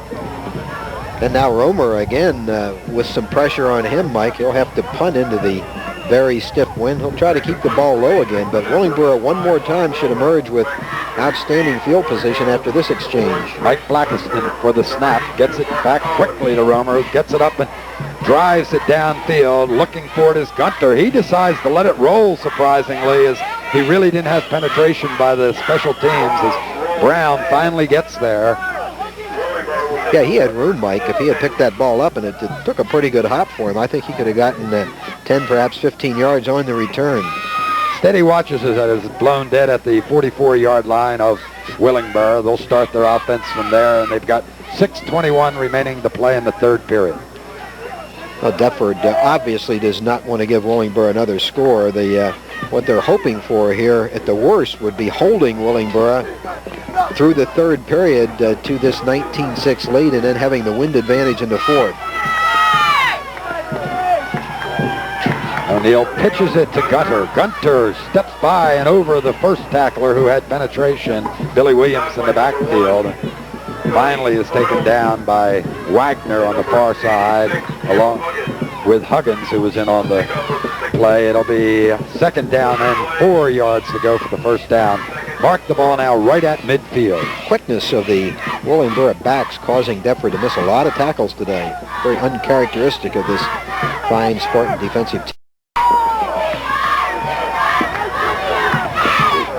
Motion now from Jackson. They'll toss and go in that direction, but coming up quickly, Gasparovic is into the backfield. Paul Gasparovic, wearing number 69, slowed him down, and then the second and third tacklers were there, and it'll be a loss on the play. It'll be third down, 7 yards to go. Oh, no missed tackle that time. Gasparovic, who on several occasions in the first half had excellent penetration, but was unable to get to the ball carrier. Got his man that time. Great play by Gasparovic. We've seen him 4 times this season in Channel 5, and he's always played well. Ball now moved back to just about the 47-yard line of the Chimeras. Slot formation now to the near side. Murphy and Hargrove in the slot. O'Neill wants to keep it himself, and that is not going to fool anybody. Most notably, it's not going to fool number 88, Kenny Banks, who came in and read it perfectly, and it'll be fourth down. Deptford does hold, and Willingboro will be forced to punt. The old bootleg that time, and Deptford obviously has seen Willingboro run that play before. They were ready for it. So the young man has had such a fine punting game with the win for Willingboro. Forrest Mathis will punt another one with the strong wind at his back. His last 2 punts, 59 yards and 65. He will stand at his own 35-yard line. Takes plenty of time and is finally rushed. Must have had trouble handling the football. It gets a great bounce, however, for Willingboro and rolls deep into Deptford territory as the Chimeras surround it. There's a penalty flag way upfield, and Forrest Mathis is arguing it was not his error that should have been whistled. He's arguing with John Lusko, the referee there, but the way he's jawing, you would think it would have to be against Willingboro. And that's going to be a break for the Spartans, because that was turned into a good kick, Bob, after a poorly punted football. And Mathis' teammates getting him off the field. His coach angry with him on the sideline. That's a penalty that they cannot afford to take. The penalty, however, is indicated against Deptford, so I don't, if that's what happens, I don't know what Mathis was upset over.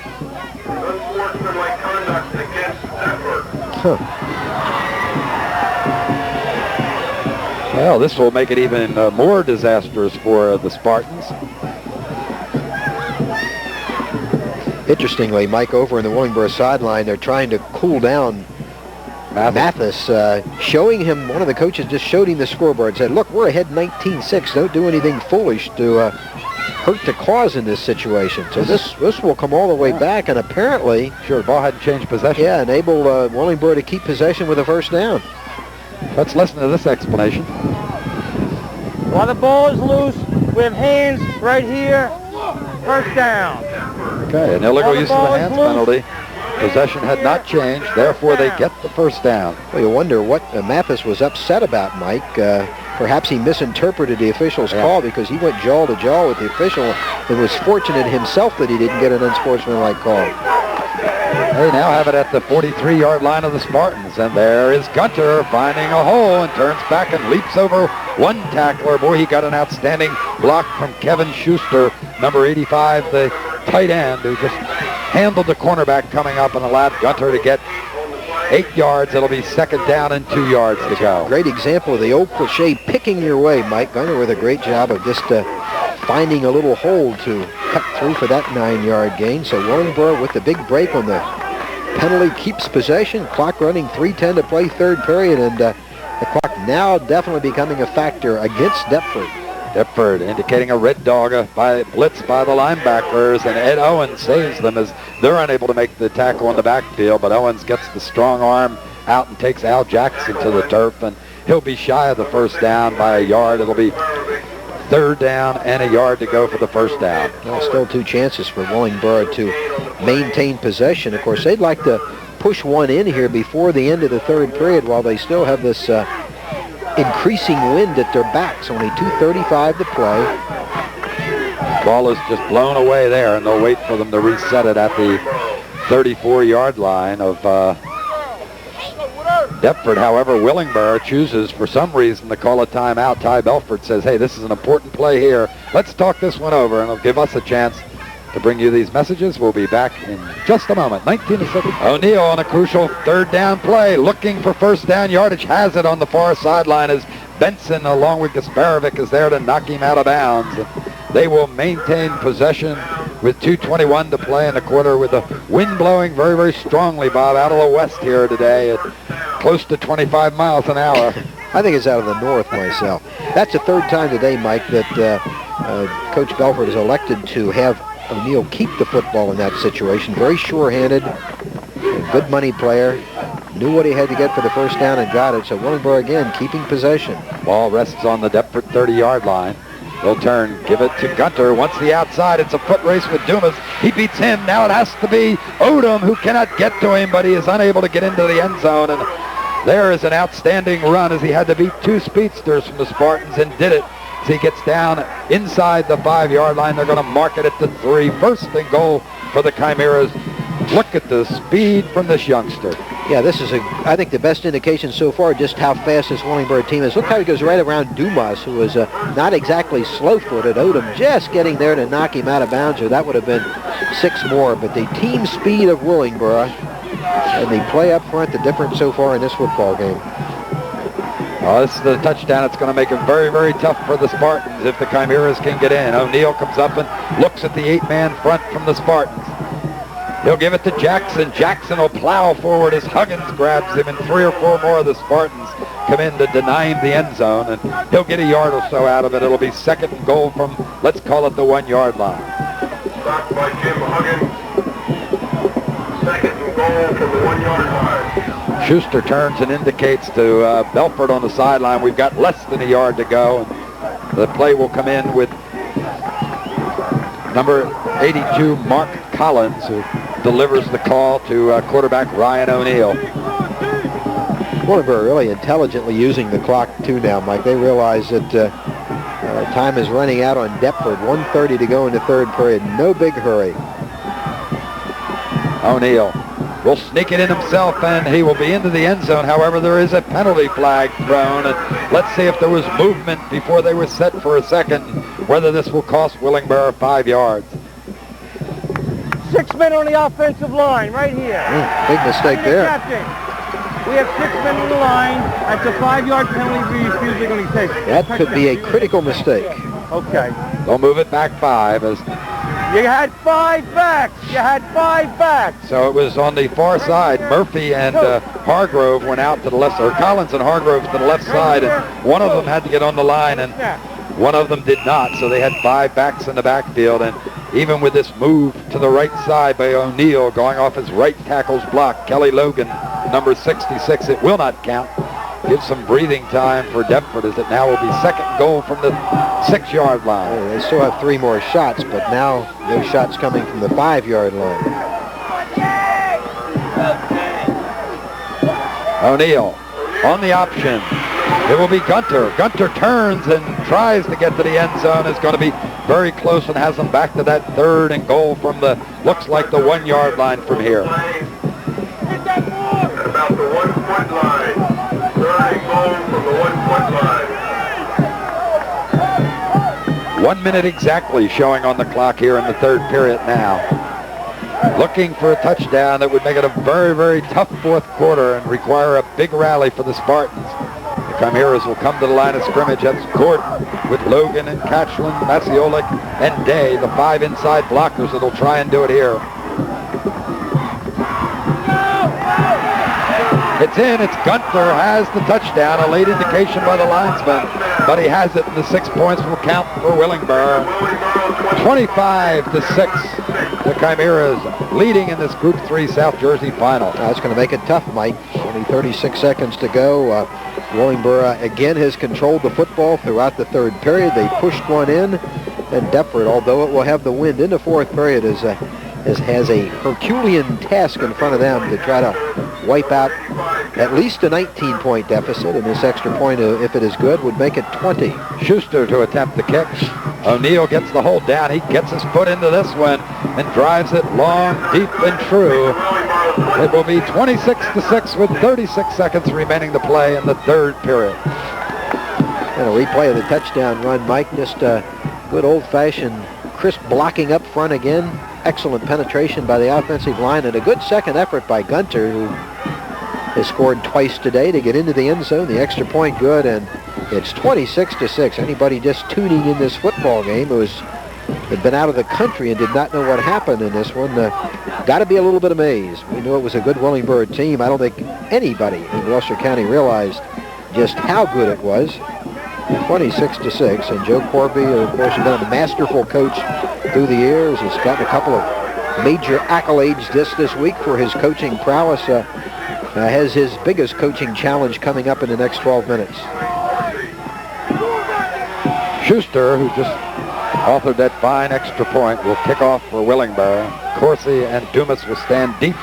Corsi to the left, Dumas to the right for the Spartans. They could use a long run back here. It will go deep to Dumas, who will take it at his 12-yard line. And Dumas tries to turn on the speed and get them in at least good field position. They do, as there is a problem up front here. A couple of players going at it. One from Willingboro, one from Deptford. Penalty flags are thrown. And we'll see if it goes against both or if they point to Willingboro, as they were just doing now, and say they were the cause and the culprit of this problem. Might be each way, Mike, too. They really went at each other.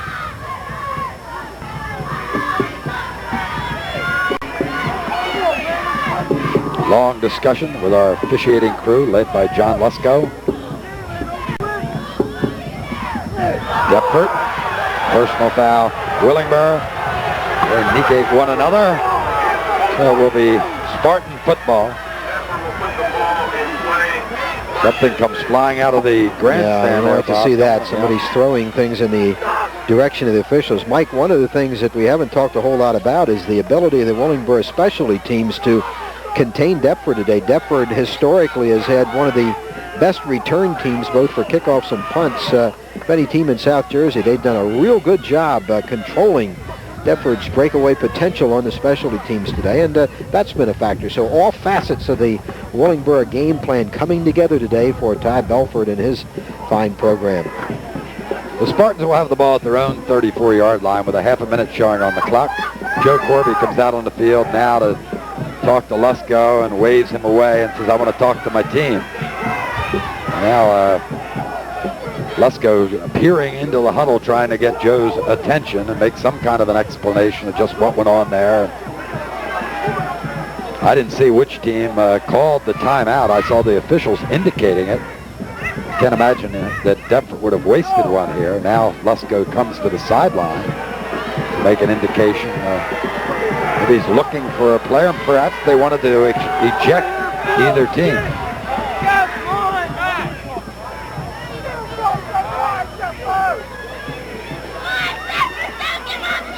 What the discussion exactly is here. I didn't see the number of the offending player for Willingboro.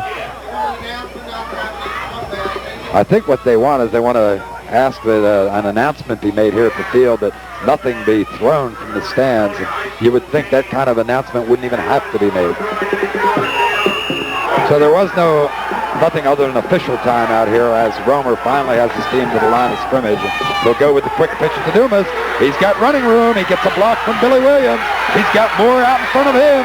Dumas turns back to the inside, and coming finally to take him down is Bob Lee, number 21, who had to come all the way from the far side of the field. But that's the kind of chunks of yardage they need. 34-yard chunk there, Mike. First time today any of the Deptford backs has really broken loose. It might be just what they need. And this is the first time. Look at all the room he has to the outside. He's got a convoy ahead of him and a great bit of open field running by Dumas as well. Almost breaks it all the way, but a 34-yarder. Their biggest gain from scrimmage today. They'll try and go with the same play, and Dumas again will rack up some yardage. And that will also rack up the rest of the time in the third period. It's going to end this quarter of play. Deptford showing some excitement here in the final two plays of the third period. They go into fourth quarter action. Willingboro leading 26-6. We'll be back with more.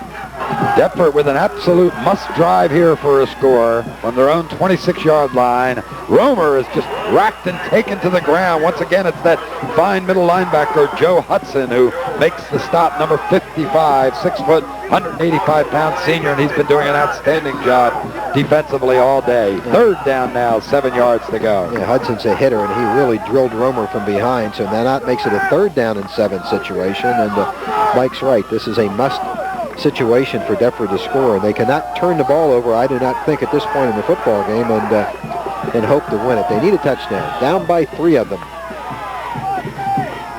Romer gets away from pressure a couple of times, but he's not going to get away. Yes, he is, but still alive, still alive. There is a big football play by Romer. A lot of running, not for much, but it might excite the team as you see great second, third, and fourth action by Bobby Romer. Interesting stats, Bob, in that third quarter. 17 plays run by Willingboro for 62 net yards. 13 plays by Deptford for 69 yards. Well, they played pretty much even in that period, unfortunately for the Spartans, that one touchdown going for Willingboro. Oh, you've seen Romer do this before, but this is the classic second effort, third effort, and fourth effort by Romer. He just didn't want to get out. That is one of the great 3-yard runs you'll ever see, and of course a penalty tacked on in the end of it as we come back to live action now. Big break for the Spartans here. Let's see if they can capitalize. Face mask is the indication. They pick up 15 more. They'll have the ball down now to the 14-yard line, it appears. 1st and 10 for the Spartans from the 14. It is the wishbone. Behind Romer, the pitch to Dumas, looking for the hole. He finds it, turns back to the inside. Dumas is in. Zach Dumas with the 14-yard touchdown run. We've got a ball game again with 11 minutes exactly left to play in the fourth period. It's 26-12. Now, don't count them out. Of course, when you're in trouble, you go to your money players, and Dumas has been doing it for 3 seasons now. And Mike, that also gives Zach Dumas the #1 spot in South Jersey scoring this season. He was tied with Octavius Gould of Pemberton with 100 points on the nose coming in. That touchdown gives Zach 106, and the lead in that department. The lead, Deptford will go for 2. Unless Gunter went absolutely crazy in the fourth period, it gives him the scoring crown. They want every point they can get, obviously. It'll be the pitch to Dumas. He'll struggle to get in, and does. 2-point run for Zach Dumas.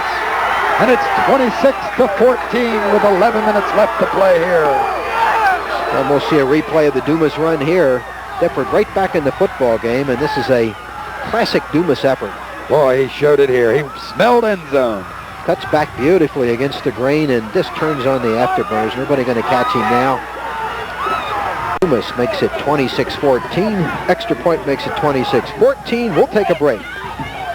It's a ball game, and that's what you come to expect from two championship teams, Willingboro and Deptford, who have fought their way to this Group 3 South Jersey Championship. And with 11 minutes to play in the fourth quarter, 26-14. Well, Mike, the conversion, the two-point conversion, important because if Deptford can come back and score twice more, they really need only one kick from Kenny Banks, who has the strong wind and is an excellent kicker. So that's a big conversion. That takes a little bit of pressure off Corby in deciding what to do after any more touchdowns. Gunther and Collins will be deep. They'll wait for the kick from Banks. Banks just bounces a long way, and having trouble with it as Gunther finally picks it up. Now he looks for running room to the outside, and there's the speed of Fred Gunther, finally cut down on the far side. Outstanding tackle made that time. One-hand grab by number 35, Jay Stone, on the special teams. Stone had to get to Gunther, or they were in trouble because it looked like he had the corner. They're going to start now from their own 30-yard line. Now it comes to the Deptford defense. They have to do the job. What they cannot afford at this juncture in the football game, 10:45 with the clock running, is to allow Willingboro a long drive. They need to make the stand right now and get the football back for the offense. Back split behind O'Neill. Two tight ends now in the ball game. Hargrove, the only man split. They'll run in his direction with Jackson. Nothing doing here. The Spartan defense comes alive on that play and drives Jackson out of bounds. It's Huggins over there that did the job, number 89, and piled through him with that shoulder, and there's a hurt Chimera down. It's number 4, the slot back Marv Hargrove, and he goes limping off the field, number 4 on the far side, and they'll wait now. They don't want him to hurry off in case he has an injury that could be made worse by moving. And of course, this stops the clock, helping Deptford just a little bit. They need all the time they can muster in this one. So Deptford needs defensively 2 more plays like that one. They need to force the punt and get the football right back. So now a little bit of pressure, really for the first time today, on the Willingboro offense, which has moved the ball so well. But if they ever needed a first down or two, it's this situation right here. They can totally reverse momentum if they can get a drive going. Oh, Bob, how important that final minute touchdown pass looks now in the first half from O'Neill. It went to just dig the deep hole that Deptford has to fight out of. On the draw play, it's Gunther. He gets good running room, but finally taken down by Kenny Banks, Billy Williams, and Scafidi. 3 men to grab him and throw him to the ground. He gains enough yardage to leave them with a 3rd down and 4 to go for the first down. The ball now at the Willingboro 36-yard line. That was a big play by Banks because Gunther had a head of steam. He was going to get the first down and then some. Banks submarining on the tackle, just making a fine play. Good block that time was thrown by Ed Day, the tackle. He handled Ed Owens from Deptford real well on that one. The pitch to Gunther. Gunther looking for running room on the outside. He gets by Odom. Looks like he gets enough for the first down. Odom needed that tackle in the backfield as he came from the safety position, was unable to get it. Now that is a big first down carry. That's precisely what Willingboro needed, and the last thing that Deptford wanted to see happen. It gives Willingboro at least 4 more downs. It'll enable them to use some more of the clock. 9:20 to play, and that clock now, the difference between Deptford and what it still hopes will be an unbeaten season. They have to have the football back. Defense has got to make something happen. Ball now at the Willingboro 43-yard line. Hargrove back into the ball game. He slotted to the near side. Here comes the Williams. Comes stunning, reads the time perfectly on that play. Did not violate the neutral zone and throws O'Neill for a loss, and he'll move the ball back close to the 40-yard line. Oh, did Williams time it perfectly. That was, well, perfect is the word, Mike. That by a split second, or it would have been obviously a penalty, and we'll see it here in replay. This is just absolutely timed to perfection by Williams. You can see there the play never getting off. Billy Williams, not only with the great offensive statistics, but one of the better defensive players in the area as well. Well, with the wind blowing, the arm of O'Neill should be negated here in the 4th period.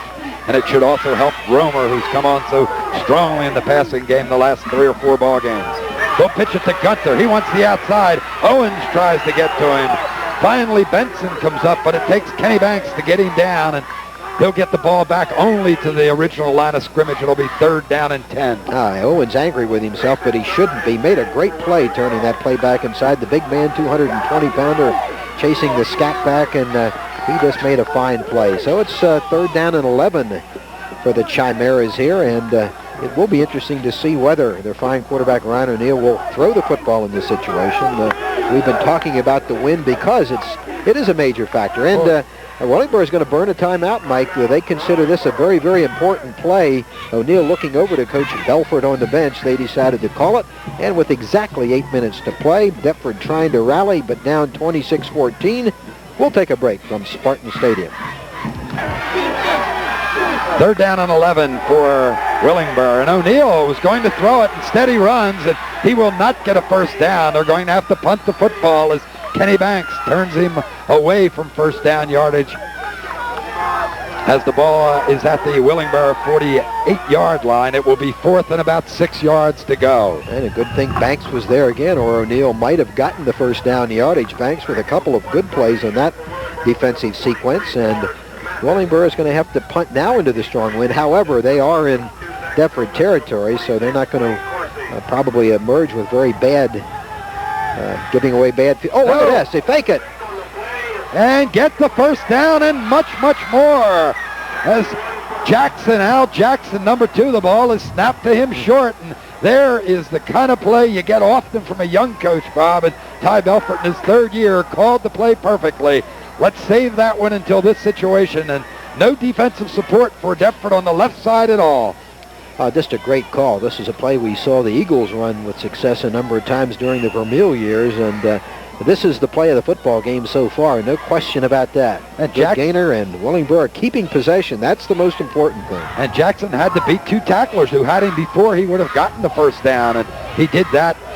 Gets them in the 1st and 10. Now Gunter looking for the corner, and he gets out of bounds. Willingboro didn't want to do that, but Dumas gets him out after Banks made the initial hit. Now they want to stay in bounds now. Now we're down to 6:56. Boy, that was a big play, Mike, and you just have to credit Ty Belford, the Willingboro coach, with a very, very courageous call in that situation, but it worked. There'll be a loss of a couple. It'll be 2nd down and 12 now. The ball is sitting at the 35-yard line of the Spartans. 3 minutes plus Willingboro has used, Mike, in this offensive drive since giving up the touchdown to Deptford, and that's very, very important. Deptford, still down 2 touchdowns, has got to have the football back, and has to have it back in a hurry. Now they come again trying to get to O'Neal. Cannot get there yet. Owens chases him and misses him. O'Neal turns upfield and finally taken down. Looks like a face mask penalty is going to be assessed against Deptford as they make the tackle. Kevin Benson finally getting a hold of O'Neal, but unfortunately the right arm was up around the helmet area. And that's it, face mask. Yeah. We'll see great second effort. We've been seeing this on both sides all day long, but look at this effort by O'Neal, who is an excellent runner with that 4.5 speed we were talking about. But look at this second effort driving for the extra yardage, and that really caused the face mask, Mike, because the Deptford defender getting that hand in there to try to wrestle him down, and that'll tack on additional yardage for the Chimeras, and boy, that'll give them possession deep in Deptford territory. We've been having trouble reading these lines all day long because the markers blow down. Where do you have it, Mike? At the 14-yard line. 13. And another timeout now called, this time by the Spartans. Corby's out there. You know what he's telling them. Hey, guys, one time this team at Deptford High School has gone undefeated, and you're very, very close now to losing any opportunity at all. We're looking for the perfect season. We're looking for the Group 3 championship. We're looking for the #1 ranking.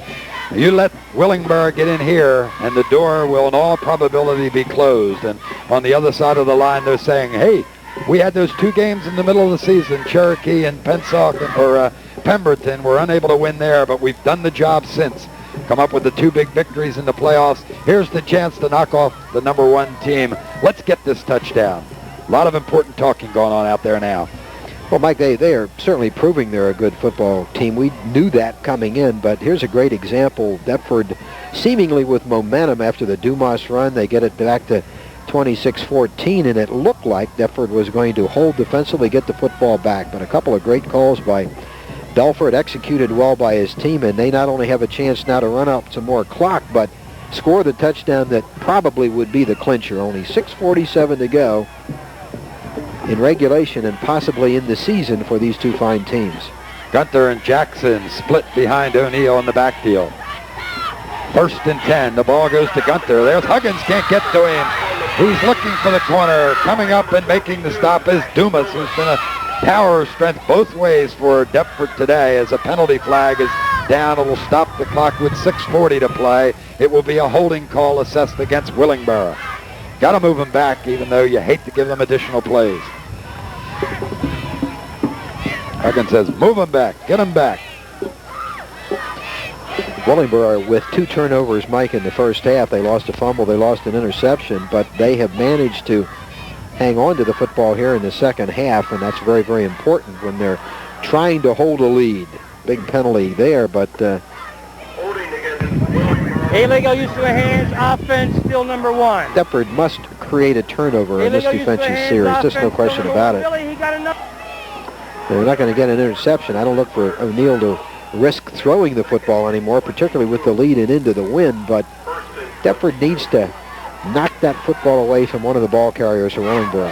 1st down at the 26-yard line now for Willingboro.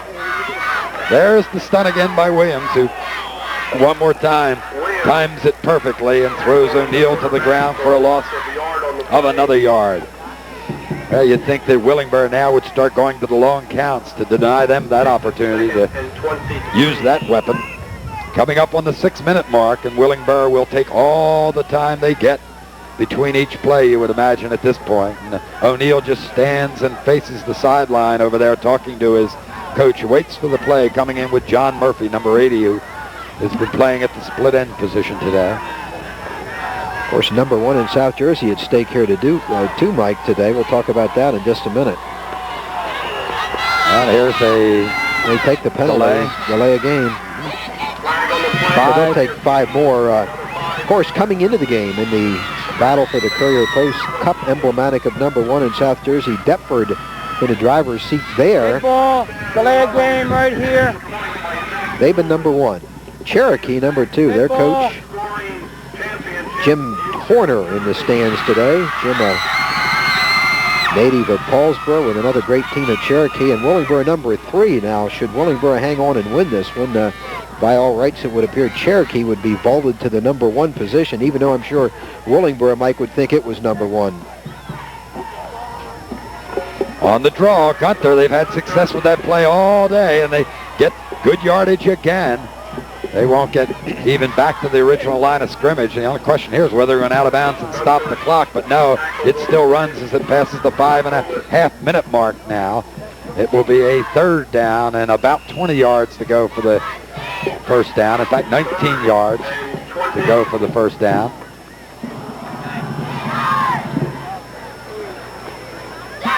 O'Neill gets them to the line of scrimmage fairly quickly this time. They do not take the full allotment. The turn and pitch it to Jackson. Jackson, with blockers in front of him, will not get there. There is a penalty flag thrown, which will once again stop the clock. And let's see if it goes against Willingboro. And unless it's a really big one, I think you turn it down if it's against Willingboro here. And you need to down, sure. 4th down. It is a hold signaled against them. Yeah, Deptford will decline that one. I can't imagine them taking it. Corby's, I think, indicating to push them back. That was 3rd down. Now pay attention, pay attention. You see where the ball is? Yes. Okay, that was 3rd. We can go back another 10, or it'll be 4th. Yeah, take it back. We'll go back. Sounded like referee Lusko with his emphasis back from here. suggesting a denial of the penalty in a 4th down, but Joe Corby was pointing from the very, very first sign of the penalty to push them back. Well, easy to second guess, Mike, of course. We'll hear the call by... Hands, offense, still 3. That gives Willingboro 1 more down. Willingboro, of course, wants the touchdown, which would seal it, but more importantly, Mike, all they want to do is keep the football on the ground and use the clock. The clock running again. It's 4:50. They just bought themselves another down. Yeah, you see, that's one thing, a rule also I don't like, that after the offensive penalty, that they restart the clock. And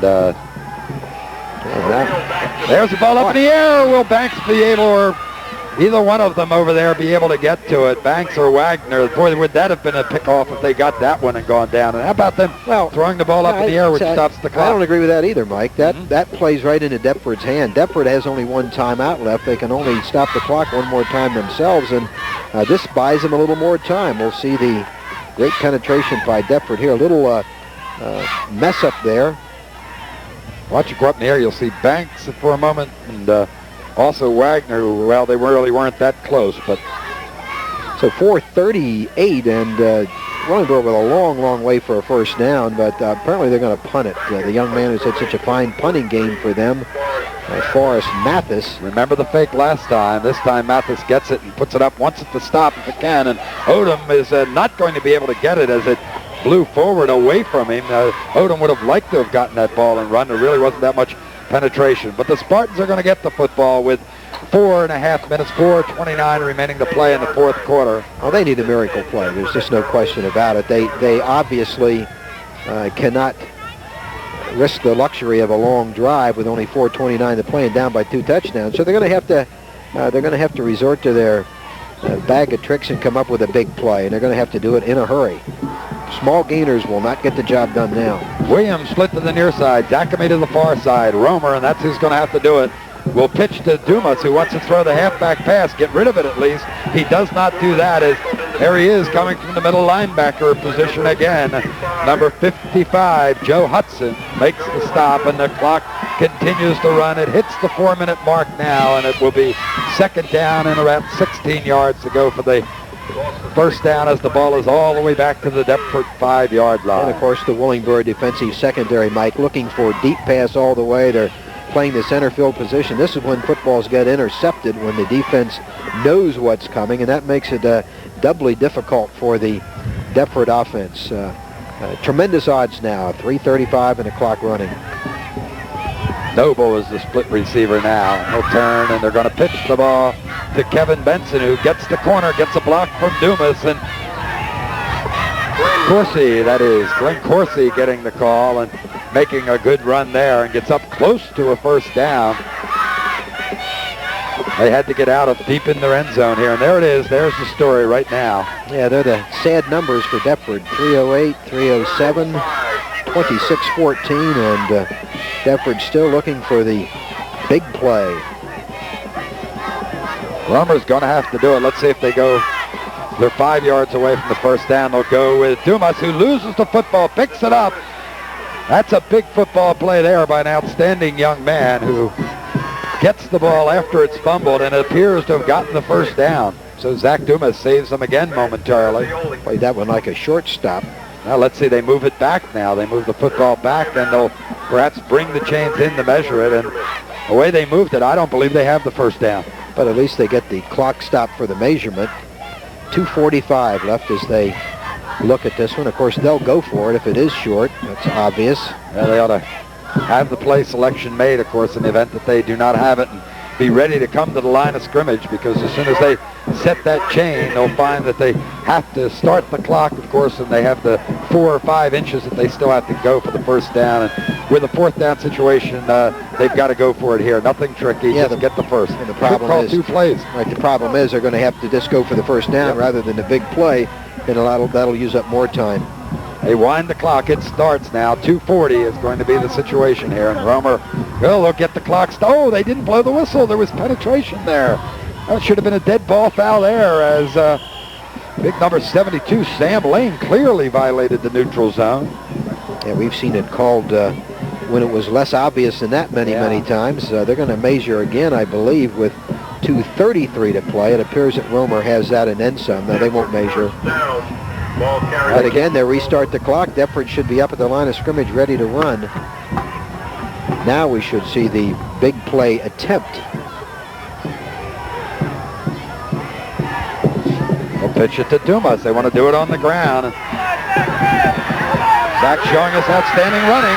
Has the 1-2 men to beat and can't do that. That's good yardage, but Willingboro happy to give up that yardage. Look bad maybe on the statistical charts, but it keeps the clock running.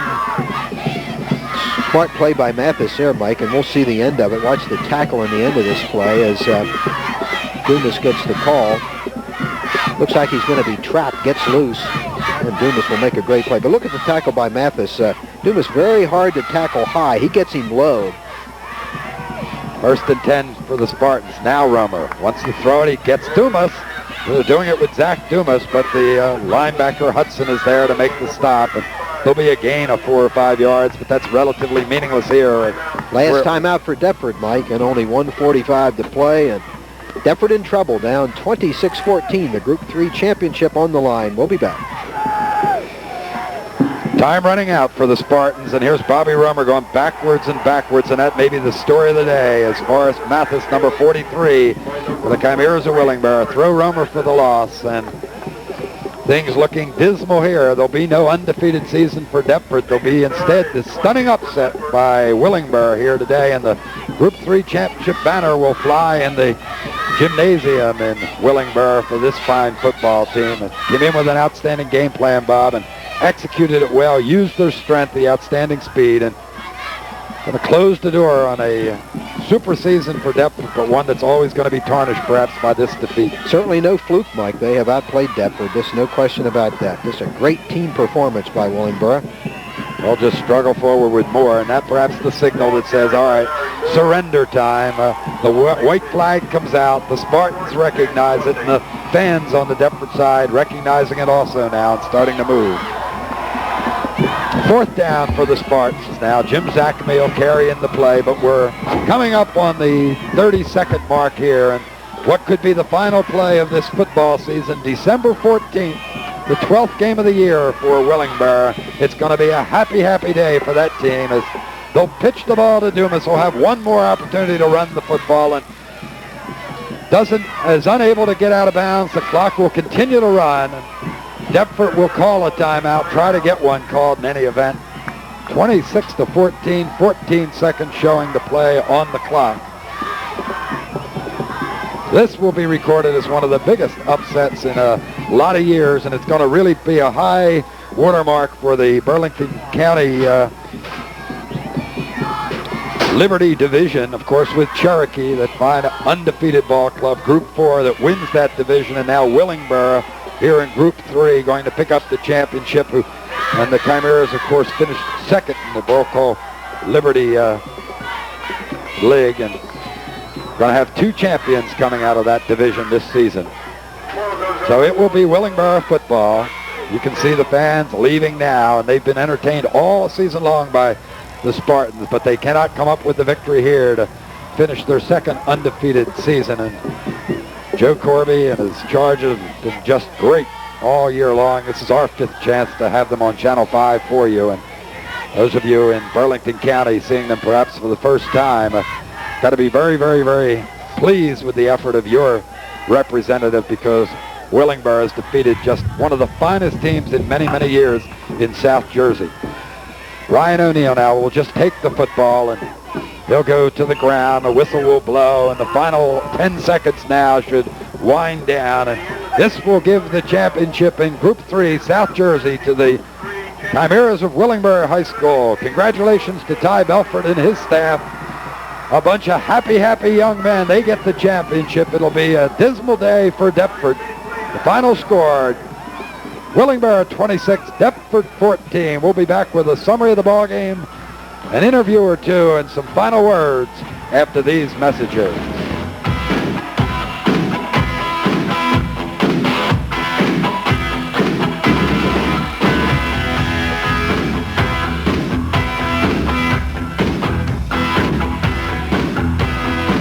Great victory. A lot of people down here would think this was an upset. Do you consider it an upset, Ty? I don't consider it an upset. I think that going into the season, we felt that we had one of the finest teams in South Jersey.